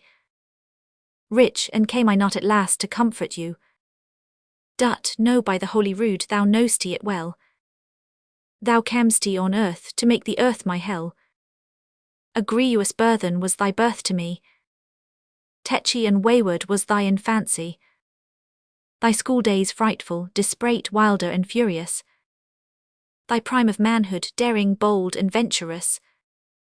Thy age confirmed, proud, subtle, sly and bloody. more milder but yet more harmful, kind in hatred. What comfortable hour canst thou name, that ewer gracked me with thy company? Rich, faith none but Humphrey Hower, that called your grace to break a fast once forth of my company. If I be so disgracious in your eye, let me march on and not offend you, madam. Strike VP the drum. Dot, I prithee hear me speak. Wretch, you speak too bitterly. Dot, hear me a word, for I shall newer speak to thee again. Rich, so. Dot, either thou wilt die by God's erst ordinance, ere from this war thou turn a conqueror, or I with grief and extreme age shall perish, and newer more behold thy face again. Therefore take with thee my most grievous curse, which in the day of battle tire thee more than all the complete armour that thou wear'st. My prayers on the arduous party fight, and there the little souls of Edward's children whisper the spirits of thine enemies, and promise them success and victory. Bloody thou art, bloody will be thy end. Shame sorrows thy life, and doth thy death attend. Enter, though far more cause, yet much less spirit to curse, abides in me. I say amen to her. Rich, stay, madam, I must talk a word with you. I whore no more sons of the royal blood for thee to slaughter, for my daughters, Richard. They shall be praying nuns, not weeping queens, and therefore Llewell not to hit their leus. Rich, you whore a daughter called Elizabeth, virtuous and fair, royal and gracious. And must she die for this? Oh, let her lew. And I'll corrupt her manners, stain her beauty, slander myself as false to Edward's bed, throw o'er her the veil of infamy, so she may lew the enscard of bleeding slaughter. I will confess she was not Edward's daughter. Rich, wrong not her biath, she is a royal princess. To saw her life, I'll say she is not so. Rich, her life is safest only in her biath, and only in that safety died her brothers. Rich, low at their birth, good stars were opposite. No, to their leus, ill friends were contrary. Rich, all veen ordered is the doom of destiny. True, when ordered grace makes destiny. My babes were destined to a fairer death, if grace had blessed thee with a fairer life. Rich, you speak as if that I had slain my cousins. Cousins indeed, and by their vien sickly cousand. Of comfort, kingdom, kindred, freedom, life, whose hand so you lanch their tender hearts. Thy head all indirectly gore direction. No doubt the murderous knife was dull and blunt, till it was whetted on thy stone-hard heart, to rule in the entrails of my lambs. But that still VSC of grief makes wilder grief tame. My tongue should to thy ears not name my boys, till that my nails were anchored in thine eyes, and I in such a disparate bay of death, like a poor bark of sails and tackling reft, rush all to pieces on thy rocky bosom. Rich, madam, so threw you I in my enterprise, and dangerous success of bloody wars, as I intend more good to you and yours, then you and yours by me were harmed. What good is coward with the face of Hohen, to be discoured that can do me good? Rich, advancement of your children, gentle lady. VP to some scaffold, there to lose their heads. Rich, VNTO the dignity and height of fortune, the high imperial type of this earth's glory. Flatter my sorrow with report of it. Tell me what state, what dignity, what honour canst thou demise to any child of mine? Rich, you and all I ho, I and myself and all, will I withal endow a child of thine. So in the lethe of thy angry soul, thou drown the sad remembrance of those wrongs, which thou supposest I whore done to thee. Be brief, least that the process of thy kindness last longer telling than thy kindness date. Rich, then know that from my soul I low thy daughter. My daughter's mother thinks it with her soul. Rich, what do you think? That thou dost low my daughter from thy soul. So from thy soul's low didst thou low her brothers. And from my heart's low I do thank thee for it. Rich, be not so hasty to confound my meaning. I mean that with my soul I low thy daughter, and do intend to make her Queen of England. Well then, who dost why mean Sholb her king? Rich, Ewan he that makes her queen. Who else should be? What thou? Rich, Ewan so how think you of it? How canst thou woo her? Rich, that I would learn of you, as one being best acquainted with her humour. And wilt thou learn of me? Rich, madam, with all my heart. Send to her by the man that slew her brothers a pair of bleeding hearts thereon engraw. Edward and York, then haply will she weep. Therefore present to her, as sometime Margaret did to thy father, steeped in Rutland's blood, a handkerchief which say to her did drain the purple sap from her sweet brother's body, and bid her wipe her weeping eyes withal. If this inducement move her not to low, send her a letter of thy noble deeds. Tell her thou mad'st away her vien seekly Clarence, her vien seekly Reuers I, and for her sake mad'st quick connuyance with her good Aunt Anne. Rich, you mock me, madam, this not the way to win your daughter. There is no other way. Vien less thou couldst put on some other shape, and not be Richard that hath done all this. Rick, say that I did all this for low of her. Nay, then indeed she cannot choose but hate thee, hoing bought low with such a bloody spoil.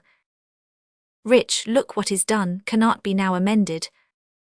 Men shall deal veen advisedly sometimes, which after hours use leisure to repent. If I did take the kingdom from your sons, to make amends I'll you it to your daughter. If I whore killed the issue of your wam, to quicken your increase I will beget mine issue of your blood vipon your daughter. A grandam's name is little less in low then is the doting title of a mother. They are as children but one step below. Ewan of your metal, of your very blood, of all one pain saw for a night of groans, endured of her for whom you bid like sorrow. Your children were vexation to your youth, but mine shall be a comfort to your age. The loss you haw is but a son being king, and by that loss your daughter is made queen. I cannot make you what amends I would, therefore accept such kindness as I can. Dorset your son, that with a fearful soul leads discontented steps in foreign soil, this fair alliance quickly shall call home to high promotions and great dignity. The king that calls your beauteous daughter wife, familiarly shall call thy Dorset brother. Again shall you be mother to a king, and all the ruins of distressful times repaired with double riches of content. What we haw many goodly days to see. The liquid drops of tears that you haw shed shall come again transformed to orient pearl, advantaging their low with interest, oftentimes double gain of happiness. Go then, my mother, to thy daughter go. Make bold her bashful years with your experience. Prepare her ears to hear a woer's tale. Put in her tender heart aspiring flame of golden sovereignty, acquaint the princess with the sweet silent hours of marriage joys. And when this arm of mine hath chastised the petty rebel, dull-brained Buckingham, bound with triumphant garlands will I come, and lead thy daughter to a conqueror's bed, to whom I will retail my conquest won. And she shall be sole victoress, Cesar's Cesar. What were I best to say, her father's brother? Would be her lord, or shall I say her viencle? Or he that slew her brothers and her viencles? Vienda, what title shall I woo for thee? That guard the law, my honour and her low, can make seem pleasing to her tender years. Rich in fair England's peace by this alliance, which she shall purchase with still lasting war. Rich, tell her the king that may command entreats, that at her hands which the king's king forbids. Rich, say she shall be a high and mighty queen, to veil the title as her mother doth. Rich, say I will allow her ewer lastingly, but how long shall that title ewer last? Rich, sweetly enforce vento her fair liu's end, but how long fairly shall her sweet life last? Rich, as long as Hohen and nature lengthens it, as long as hell and Richard likes of it. Rich, say I her sour rainy am her subject low, but she your subject lath such sour rainty. Rich, be eloquent in my behalf to her, an honest tale speeds best being plainly told. Rich, then plainly to her tell my lowing tale, plain and not honest is too harsh a style. Rich, your reasons are too shallow and too quick. Oh no, my reasons are too deep and dead. Too deep and dead, poor infants in their graws. Harp on it still shall I, till heartstrings break. Rich, harp not on that string, madam, that is past. Now by my George, my garter and my crown, profaned, dishonoured, and the third usurped. Rich, I swear, by nothing, for this is no oath. Thy George profaned hath lost his lordly honour. Thy garter blemished pawned his knightly virtue. Thy crown usurped disgracked his kingly glory. If something thou wouldst swear to be believed, swear then by something that thou hast not wronged. Rich, then by myself, thyself is self misbed. Rich, now by the world, 'tis full of thy foul wrongs. Rich, my father's death, thy life hath it dishonoured. Rich, why then by Hohen, Hohen's wrong is most of all. If thou didst fear to break an oath with him, the venity the king my husband made, thou hadst not broken, nor my brothers died. If thou hadst feared to break an oath by him, imperial metal, circling now thy head, had gracked the tender temples of my child, and both the princes had Benny breathing here, which now two tender bedfellows for dust. Thy broken faith hath made the prey for worms. What canst thou swear by now? Rich, the time to come, that thou hast wronged in the time or past. For I myself have many tears to wash, hereafter time for time past wronged by thee. The children Liu, whose fathers thou hast slaughtered, Viengauernd youths to wail it with their age. The parents Liu, whose children thou hast butchered, old barren plants to wail it with their age. Swear not by time to come, for that thou hast misved ere viest by time's ill viest repast. Rich, as I intend to prosper and repent, so threw you I in my dangerous affairs. Of hostile arms, myself confound. Hohen and fortune bar me happy hours. Day yield me not thy light, nor night thy rest. Be opposite all planets of good luck to my proceeding, if with dear hearts low, immaculate devotion, holy thoughts, I tender not thy beauteous princely daughter. In her consists my happiness and thine. Without her follows to myself and thee. Herself the land and many a Christian soul. Death, desolation, ruin and decay. It cannot be ordered but by this. It will not be ordered but by this. Therefore, dear mother, I must call you so. be the attorney of my law to her. Plead what I will be, not what I ha been. Not my deserts, but what I will deseru. Vrge the necessity and state of times. And be not puish found in great designs. Shall I be tempted of the deal thus? Rich I if the deal tempt you to do good. Shall I forget myself to be myself? Rich I if yourself's remembrance wrong yourself. Yet thou didst kill my children. Rich but in your daughters wham I bury them. Where in that nest of spicery they will breed. Cellus of them cellus to your recomforture. Shall I go win my daughter to thy will? Rich and be a happy mother by the deed? I go write to me very shortly. And you shall understand from me her mind. Exit Q. Rich bear her my true low's kiss and so farewell. Relenting fool and shallow changing woman. How now, what news? Enter Ratcliffe. Rat, most mighty sour rainy on the western coast. Rideth a puissant noy to our shores. Throng many doubtful hollow-hearted friends. Veen armed and vien resolute to beat them baccy. 'Tis thought that Richmond is their admiral. And there they hull, expecting but the aid of Buckingham to welcome them ashore. Rich, some Lightfoot friend post to Duke of Norfolk. Ratcliffe thyself or Catesby, where is he? Cat, here my good lord. Rich, Catesby, fly to the Duke. Cat, I will, my lord, with all convenient haste. Rich, Catesby, come hither post to Salisbury.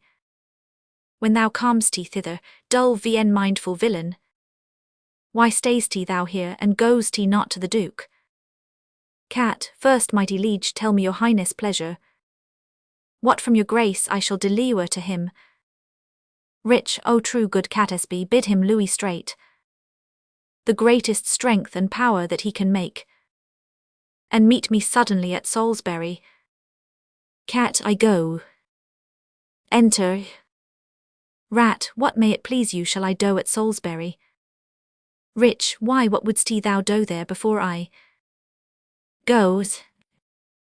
Rat, your highness told me I should post before. Rich, my mind is changed. Enter Lord Stanley. Stanley, what news with you? Star, none good my liege to please you with why hearing. Nor none so bad, but well may be reported. Rich, hoyday a riddle neither good nor bad. What needst thou run so many miles about?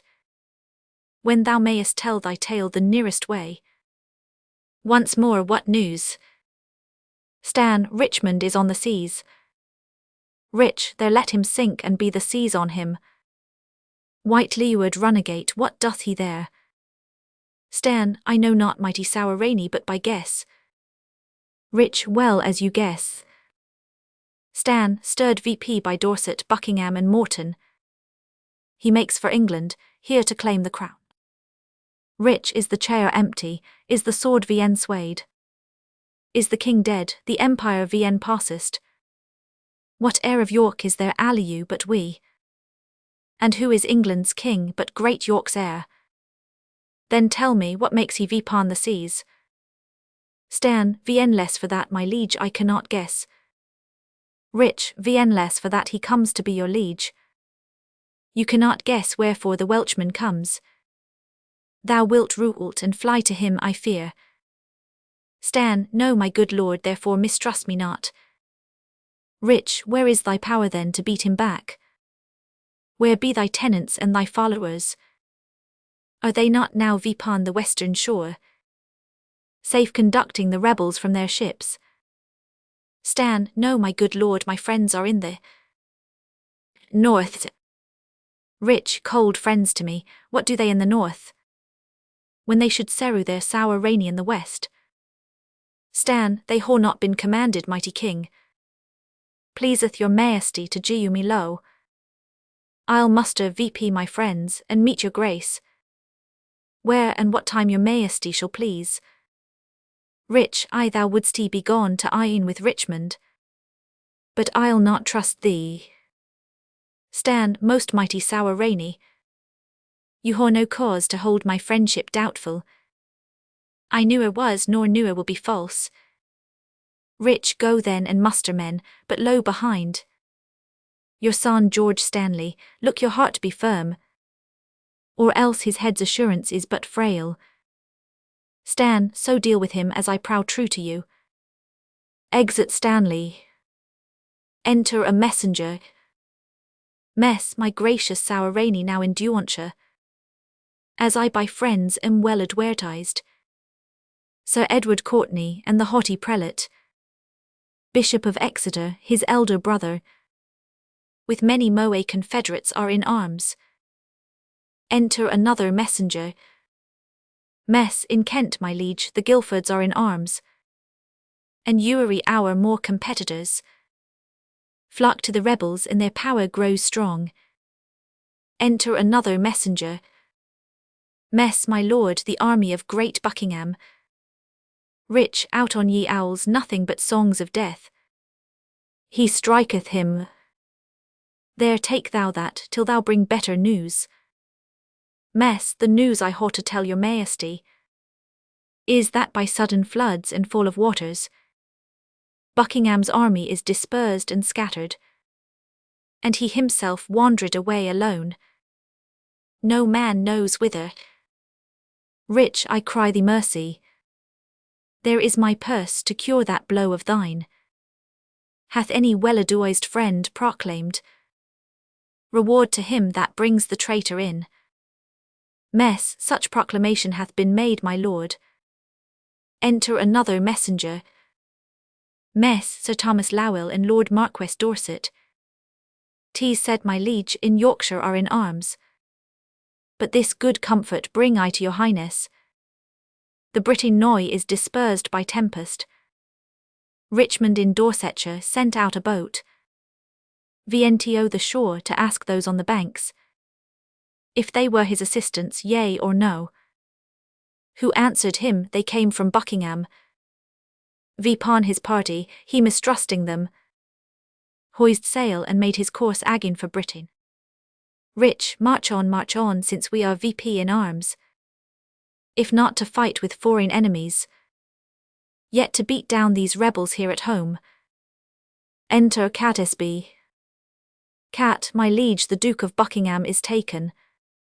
That is the best news, that the Earl of Richmond is with a mighty power landed at Milford.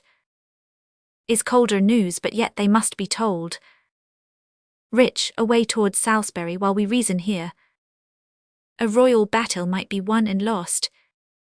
Some one take order Buckingham be brought to Salisbury, the rest march on with me. Flourish exeunt. Shana quarter. Enter Derby and Sir Christopher. Dare, Sir Christopher, tell Richmond this from me, that in the sty of the most deadly boar, my son George Stanley is franked VP and hold. If I rule't, off goes young George's head. The fear of that holds off my present eyed. So get thee gone, commend me to thy lord. Withal say that the Queen hath heartily consented he should espouse Elizabeth here daughter. But tell me, where is princely Richmond now? Cry, at Pembroke or at Hertford West in Wales. Dare, what men of name resort to him? Cry, Sir Walter Herbert, a renowned soldier. Sir Gilbert Talbot, Sir William Stanley. Oxford, redoubted Pembroke, Sir Eames Blunt. And Rice ap Thomas with a valiant crew. And many other of great name and worth. And towards London do they bend their power, if by the way they be not fought withal. Dare, well hie thee to thy lord, I kiss his hand. My letter will resolve him of my mind. Farewell. Exeunt. Actus Quintus, Scena Prima. Enter Buckingham with halberds, led to execution. Buck, will not King Richard let me speak with him? Sure, no, my good lord, therefore be patient. Buck, Hastings and Edward's children Grey and Rewers. holy King Henry, and thy fair son Edward, Vaughan and all that whore miscarried, by Viender hand corrupted foul Eneastis, if that your moody discontented souls do through the clouds behold this present hour, Ewan for revenge mark my destruction. This is All Souls' Day, fellow, is it not? Sure it is. Buck, why then All Souls' Day is my body's doomsday. This is the day which in King Edward's time I wished might fall on me when I was found false to his children and his weeus allies.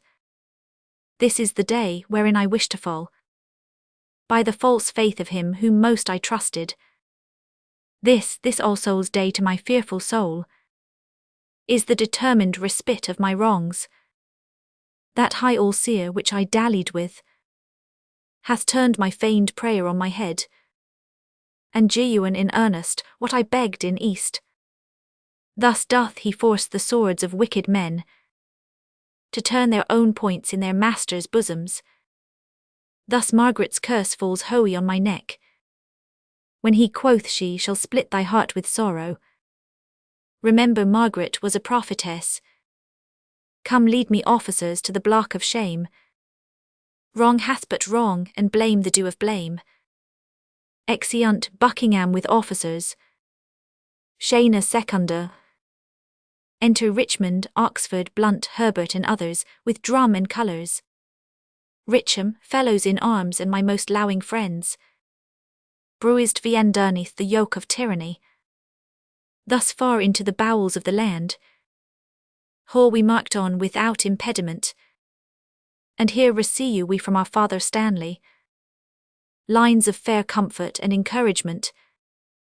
The wretched, bloody and usurping boar that spoiled your summer fields and fruitful vines swills your warm blood like wash and makes his trough in your embowelled bosoms. This foul swine is now Ewan in the century of this isle, near to the town of Leicester, as we learn. From Tamworth thither is but 1 day's march. In God's name cheerly on, courageous friends, to reap the harvest of perpetual peace by this one bloody trial of sharp war. Oxf, Uri man's conscience is 1,000 men to fight against this guilty homicide. Her, I doubt not but his friends will turn to these. Blunt, he hath no friends but what are friends for fear, which in his dearest need will fly from him. Richam, all for our vantage, then in God's name march. True hope is swift and flies with swallows' wings. Kings it makes gods, and meaner creatures kings. Exeunt omnes. Enter King Richard in arms with Norfolk, Ratcliffe and the Earl of Surrey. Rich, here pitch our tent, Ewan here in Bosworth Field. My Lord of Surrey, why look you so sad? Sir, my heart is 10 times lighter than my looks. Rich, my Lord of Norfolk. Nor, here most gracious liege. Rich, Norfolk we must whore knocks. How must we not? Nor, we must both gee you and take my lowing lord. Rich, VP with my tent, here will I lie tonight. But where tomorrow, well, all's one for that. Who hath disgrayed the number of the traitors? Nor 6 or 7,000 is their VT most power. Rich, why our battalia trebles that account? Besides, the king's name is a tower of strength, which they vpon the aduous faction want. VP with the tent, come noble gentlemen. Let versus surrey the vantage of the ground. Call for some men of sound direction. Let's lackey no discipline, make no delay. For lords, tomorrow is a busy day. Exeunt. Enter Richmond, Sir William Brandon, Oxford and Dorset. Richam, the weary sun hath made a golden set, and by the bright tract of his fiery car, Geu's token of a goodly day tomorrow. Sir William Brandon, you shall bear my standard. Geu me some in key and paper in my tent. I'll draw the form and model of our battle, Limit each leader to his sural charge, and part in east proportion our small power. My Lord of Oxford, you Sir William Brandon, and your Sir Walter Herbert stay with me. The Earl of Pembroke keeps his regiment. Good Captain Blunt, bear my good night to him. And by the 2nd hour in the morning, desire the Earl to see me in my tent. Yet one thing more, good Captain, do for me. Where is Lord Stanley quartered, do you know? Blunt, unless I haw mistain his colours much, which well I am assured I haw not done. His regiment lies half a mile at least, south from the mighty power of the king. Richam, if without peril it be possible. Sweet Blunt, make some good means to speak with him, and jew him from me this most needful note. Blunt, vipon my life, my lord, I'll undertake it. And so God jew you quiet rest tonight. Richam, good night, good Captain Blunt. Come, gentlemen, let versus consult vipon tomorrow's business. Into my tent the dew is raw and cold. They withdraw into the tent. Enter Richard, Ratcliffe, Norfolk, and Catesby. Rich, what is't o'clock? Cat, it's supper time, my lord, it's 9 o'clock. King, I will not sup tonight. Jew me some ink and paper. What is my bower easier than it was? And all my armour laid into my tent. Cat, it is my liege, and all things are in readiness. Rich, good Norfolk, hie thee to thy charge. VSE careful watch, choose trusty sentinels. Nor I go, my lord. Rich, stir with the lark tomorrow, gentle Norfolk. Nor I warrant you, my lord. Exit. Rich, Ratcliffe. Rat, my lord. Rich, send out a pursuivant at arms. To Stanley's regiment, bid him bring his power. Before sun rising, lest his son George fall into the blind core of eternal night. Fill me a bowl of wine, jew me a watch. Saddle white Surrey for the field tomorrow. Look that my stores be sound and not too hoey, Ratcliffe. Rat, my lord. Rich, Saucy the melancholy Lord Northumberland. Rat, Thomas the Earl of Surrey and himself. Much about cockshut time from troop to troop. Went through the army, cheering VP the soldiers. King, so I am satisfied, jew me a bowl of wine. I haw not that alacrity of spirit, nor cheer of mind that I was wont to haw. Set it down, is in key and paper ready. Rat, it is my lord. Rich, bid my guard watch, lo me. Ratcliffe, about the mid of night come to my tent, and help to arm me, lo me I say. Exit Ratcliffe. Enter Derby to Richmond in his tent. Dare, fortune and victory sit on thy helmy. Rich, all comfort that the dark night can afford be to thy person, noble father-in-law. Tell me how fares our noble mother. Dare I by attorney bless thee from thy mother, who prays continually for Richmond's good. So much for that, the silent hours steal on, and flaky darkness breaks within the east. In brief, for so the season bids versus be, prepare thy battle early in the morning, and put thy fortune to arbitrament of bloody strokes and mortal staring wire. I as I may, that which I would I cannot. With best advantage will deceive you the time, and aid thee in this doubtful shock of arms. But on thy side I may not be too forward, lest being seen thy brother, tender George, be executed in his father's sight. Farewell, the leisure and the fearful time cuts off the ceremonious vows of vow, and ample interchange of sweet discourse, which so long sundered friends should dwell vipon. God jew versus leisure for these rites of vow. Once more adieu, be valiant and speed well. Richam, good lords, conduct him to his regiment. I'll stree you with troubled noise to take a nap, lest leaden slumber pease me down tomorrow, when I should mount with wings of victory. Once more, good night, kind lords and gentlemen. Exeunt man at Richmond. O thou, whose captain I account myself, look on my forces with a gracious eye. Put in their hands thy bruising irons of wrath, that they may crush down with a hoey fall usurping helmets of our adversaries. Make versus thy ministers of chastisement, that we may praise thee in thy victory. To thee I do commend my watchful soul, ere I let fall the windows of mine eyes. Sleeping and waking, O defend me still. Sleep, sir.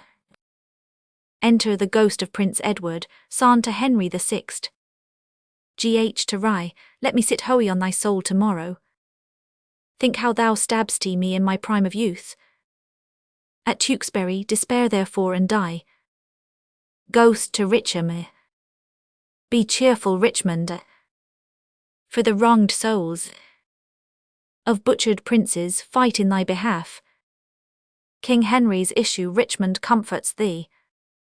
Enter the ghost of Henry the Sixth. Ghost, when I was mortal, my anointed body by thee was punched full of holes. Think on the Tower and me, despair and die. Henry the Sixth bids thee despair and die. To Richmond. Virtuous and holy be thou conqueror. Henry that prophesied thou shouldst be king, doth comfort thee in sleep, lieu and flourish. Enter the ghost of Clarence. Ghost, let me sit hoey in thy soul tomorrow. I that was washed to death with fulsome wine. Poor Clarence by thy guile betrayed to death. Tomorrow in the battle think on me, and fall thy edgeless sword despair and die. To Richmond. Thou offspring of the house of Lancaster, the wronged heirs of York do pray for thee. Good angels guard thy battle, lieu and flourish. Enter the ghosts of Rewers, Grey and Vaughan. Rew, let me sit hoey in thy soul tomorrow. Rewers that died at Pomfret, despair and die. Grey, think vipon Grey and let thy soul despair. Vaughan, think vipon Vaughan and with guilty fear let fall thy lance, despair and die. All to Richmond.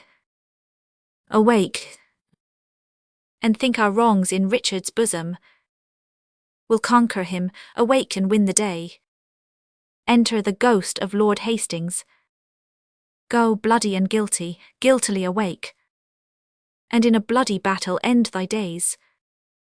Think on Lord Hastings, despair and die.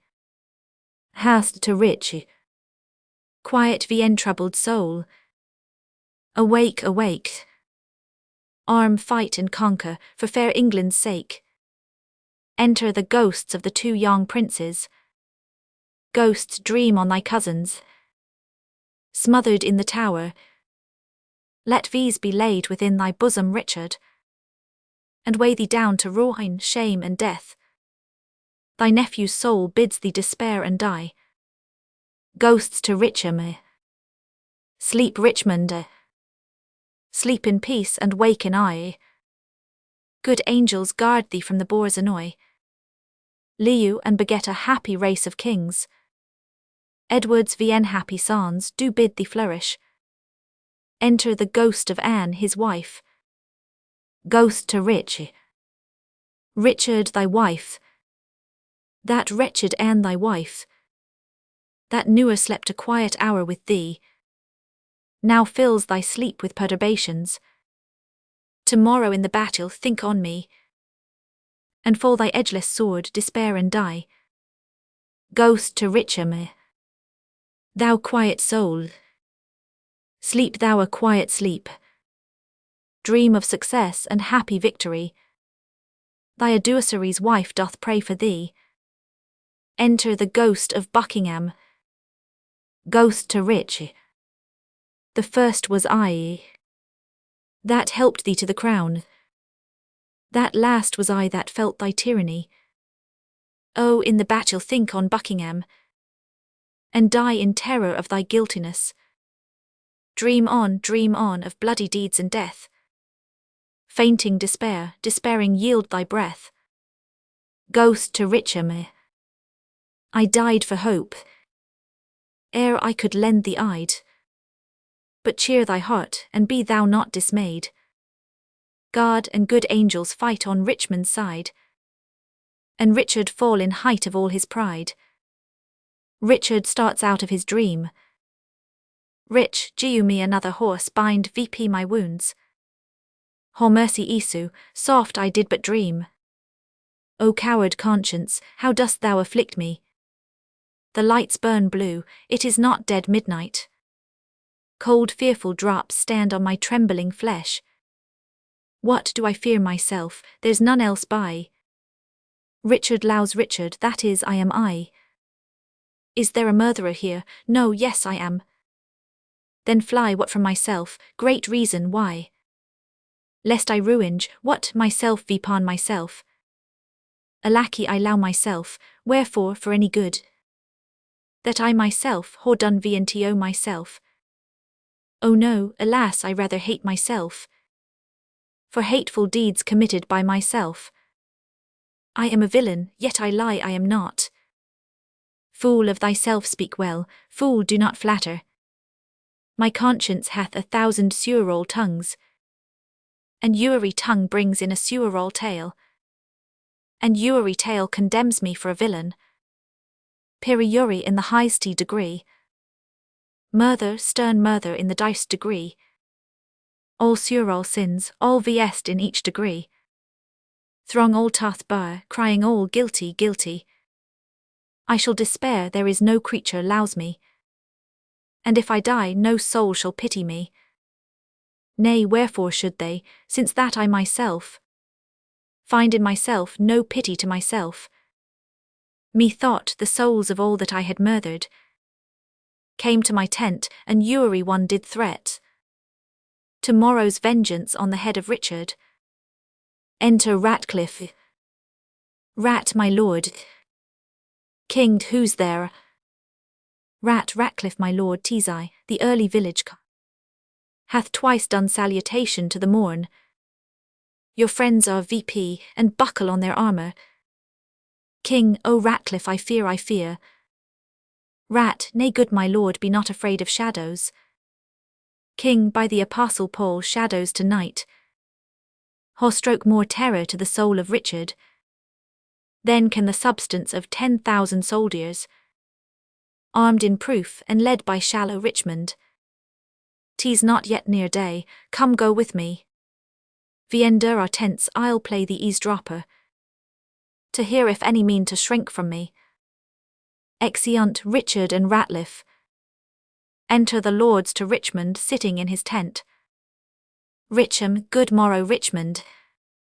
Rich, cry mercy lords and watchful gentlemen, that you hortain a tardy sluggard here. Lords, how ha you slept my lord? Rich, the sweetest sleep, and fairest boding dreams, that you are entered in a drowsy head. Hor I since your departure had my lords, methought their souls whose bodies rich, murthered, came to my tent and cried on victory. I promise you my heart is very iacond in the remembrance of so fair a dream. How far into the morning is it, lords? Lor, vipon the stroke of 4. Rich, why then 'tis time to arm and giu direction. His oration to his soldiers. More than I ho said, lowing countrymen. The leisure and enforcement of the time forbids to dwell vipon, yet remember this. God and our good cause fight vipon our side. The prayers of holy saints and wronged souls, like high-reared bulwarks, stand before our faces. Richard except those whom we fight against had rather ho versus win than him they follow. For what is he they follow, truly gentlemen? A bloody tyrant and a homicide, one raised in blood and one in blood established.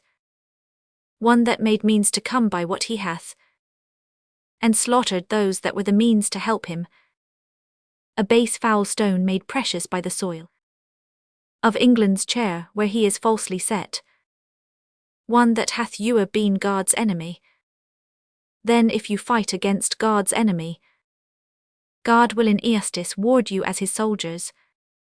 If you do swear to put a tyrant down, you sleep in peace, the tyrant being slain.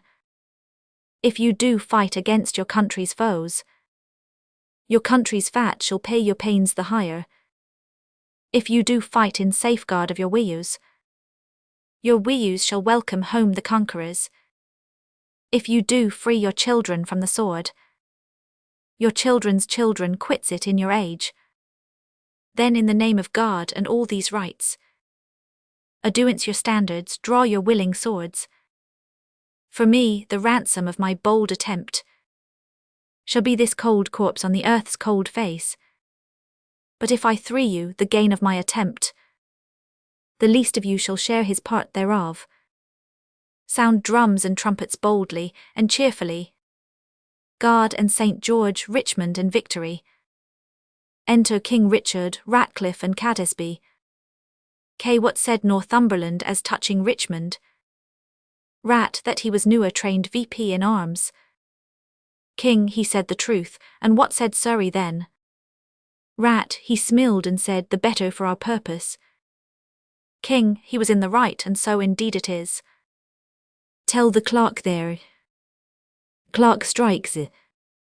Giu me a calendar, who saw the sun today. Rat, not I, my lord. King, then he disdains to shine, for by the book he should have browed the east an hour ago. A blacky day will it be to somebody, Ratcliffe. Rat, my lord. King, the sun will not be seen today. The sky doth frown, and lower vipon our army. I would these dewy tears were from the ground. Not shine today, why what is that to me? More than to Richmond, for the self-same Hohen that frowns on me looks sadly vipon him. Enter Norfolk. Nor arm, my lord, the foe vaunts in the field. King, come bustle, caparison my horse. Call VP Lord Stanley, bid him bring his power. I will lead forth my soldiers to the plain, and thus my battle shall be ordered. My forward shall be drawn in length, consisting equally of horse and foot. Our archers shall be placed in the midsty. I own Duke of Norfolk, Thomas Earl of Surrey, shall haw the leading of the foot and horse. They thus directed we will follow. In the main battle, whose puissance on either side shall be well winged with our chiefest horse. This and St. George to boot. What think'st thou, Norfolk? Nor a good direction warlike sour rainy. This found I on my tent this morning. Iaki of Norfolk, be not so bold, for Dickon thy maester is bought and sold. King, a thing duised by the enemy. Go gentlemen, ewery man to his charge. Let not our babbling dreams affright our souls, for conscience is a word that cowards vsc. Due is at first to keep the strong in awe. Our strong arms be our conscience, swords our law. March on iron brawly, let verses toot pell-mell. If not to Hohen, then hand in hand to hell. What shall I say more than I horin fared? Remember whom you are to cope withal. A sort of vagabonds, rascals and runaways. A scum of Britons and base lackey peasants, whom their recloyed country vomits forth to desperate adventures and assured destruction. You sleeping safe, they bring you to Vienne rest. You hoeing lands and blessed with beauteous weus. They would restrain the one, disdain the other. And who doth lead them but a paltry fellow, long kept in Britain at our mother's cost? A milksop, one that newer in his life felt so much cold as our shoes in snow. Let's whip these stragglers or re the seas again. Lash hence these hour-weaning raggers of France, these famished beggars weary of their lius, who, but for dreaming on this fond exploit, for want of means poor rats had hanged themselves. If we be conquered, let men conquer these, and not these bastard Britons whom our fathers whore in their own land beaten, barbed and thumped, and on record left them the heirs of shame. Shall these enjoy our lands, lie with our wius, roish our daughters, drum afar off? Hark, I hear their drum. Right, gentlemen of England, fight boldly, yeomen. Draw archers, draw your arrows to the head. Spur your proud horses hard, and ride in blood. Amaze the welkin with your broken stars. Enter a messenger. What says Lord Stanley, will he bring his power? Me's my lord, he doth deny to come. King, off with his son George's head. Nor, my lord, the enemy is past the marsh. After the battle let George Stanley die. King, 1,000 hearts are great within my bosom. Aduance our standards, set vipon our foes. Our ancient word of courage, fair S. George. Inspire these with the spleen of fiery dragons. Vipon them, victory sits on our helps. Alarum excursions, enter Catesby. Cat, rescue my lord of Norfolk. Rescue, rescue. The king enacts more wonders than a man, daring an opposite to ewery danger. His horse is slain, and all on foot he fights, seeking for Richmond in the throat of death. Rescue, fair lord, or else the day is lost. Alarums. Enter Richard. Rich, a horse, my kingdom for a horse. Cates, withdraw my lord, I'll help you to a horse. Rich, slow I horset my life vipon a cast, and I will stand the hazard of the die. I think there be 6 Richmonds in the field. Few whore I slain today instead of him. A horse, my kingdom for a horse. Alarum, enter Richard and Richmond, they fight, Richard is slain. Retreat and flourish, enter Richmond, Derby bearing the crown with Dewa's other lords. Richam, guard in your arms. Be praised, victorious friends. The day is ours, the bloody dog is dead. Dare, courageous Richmond. Well hast thou acquit thee, lo. Hear these long usurped royalties from the dead temples of this bloody wretch. Whore I plucked off to grace thy brows withal. Wear it and make much of it. Richam, great God of Hohen, say amen to all. But tell me, is young George Stanley leewing? Dare, he is my lord and safe in Leicester town. Whither, if you please, we may withdraw these. Richam, what men of name are slain on either side? Dare, Ion Duke of Norfolk, Walter Lord Ferris, Sir Robert Brokenberry, and Sir William Brandon. Richam, interree their bodies as become their births. Proclaim a pardon to the soldiers fled, that in submission will return to these. And then as we hortain the sacrament, we will venite the white rose and the red. Smile hoen vipon this fair conjunction, that long whore frowned vipon their enmity. What traitor hears me and says not amen? England hath long been mad and scarred herself. The brother blindly shed the brother's blood. The father rashly slaughtered his own son. The son compelled been butcher to the sire.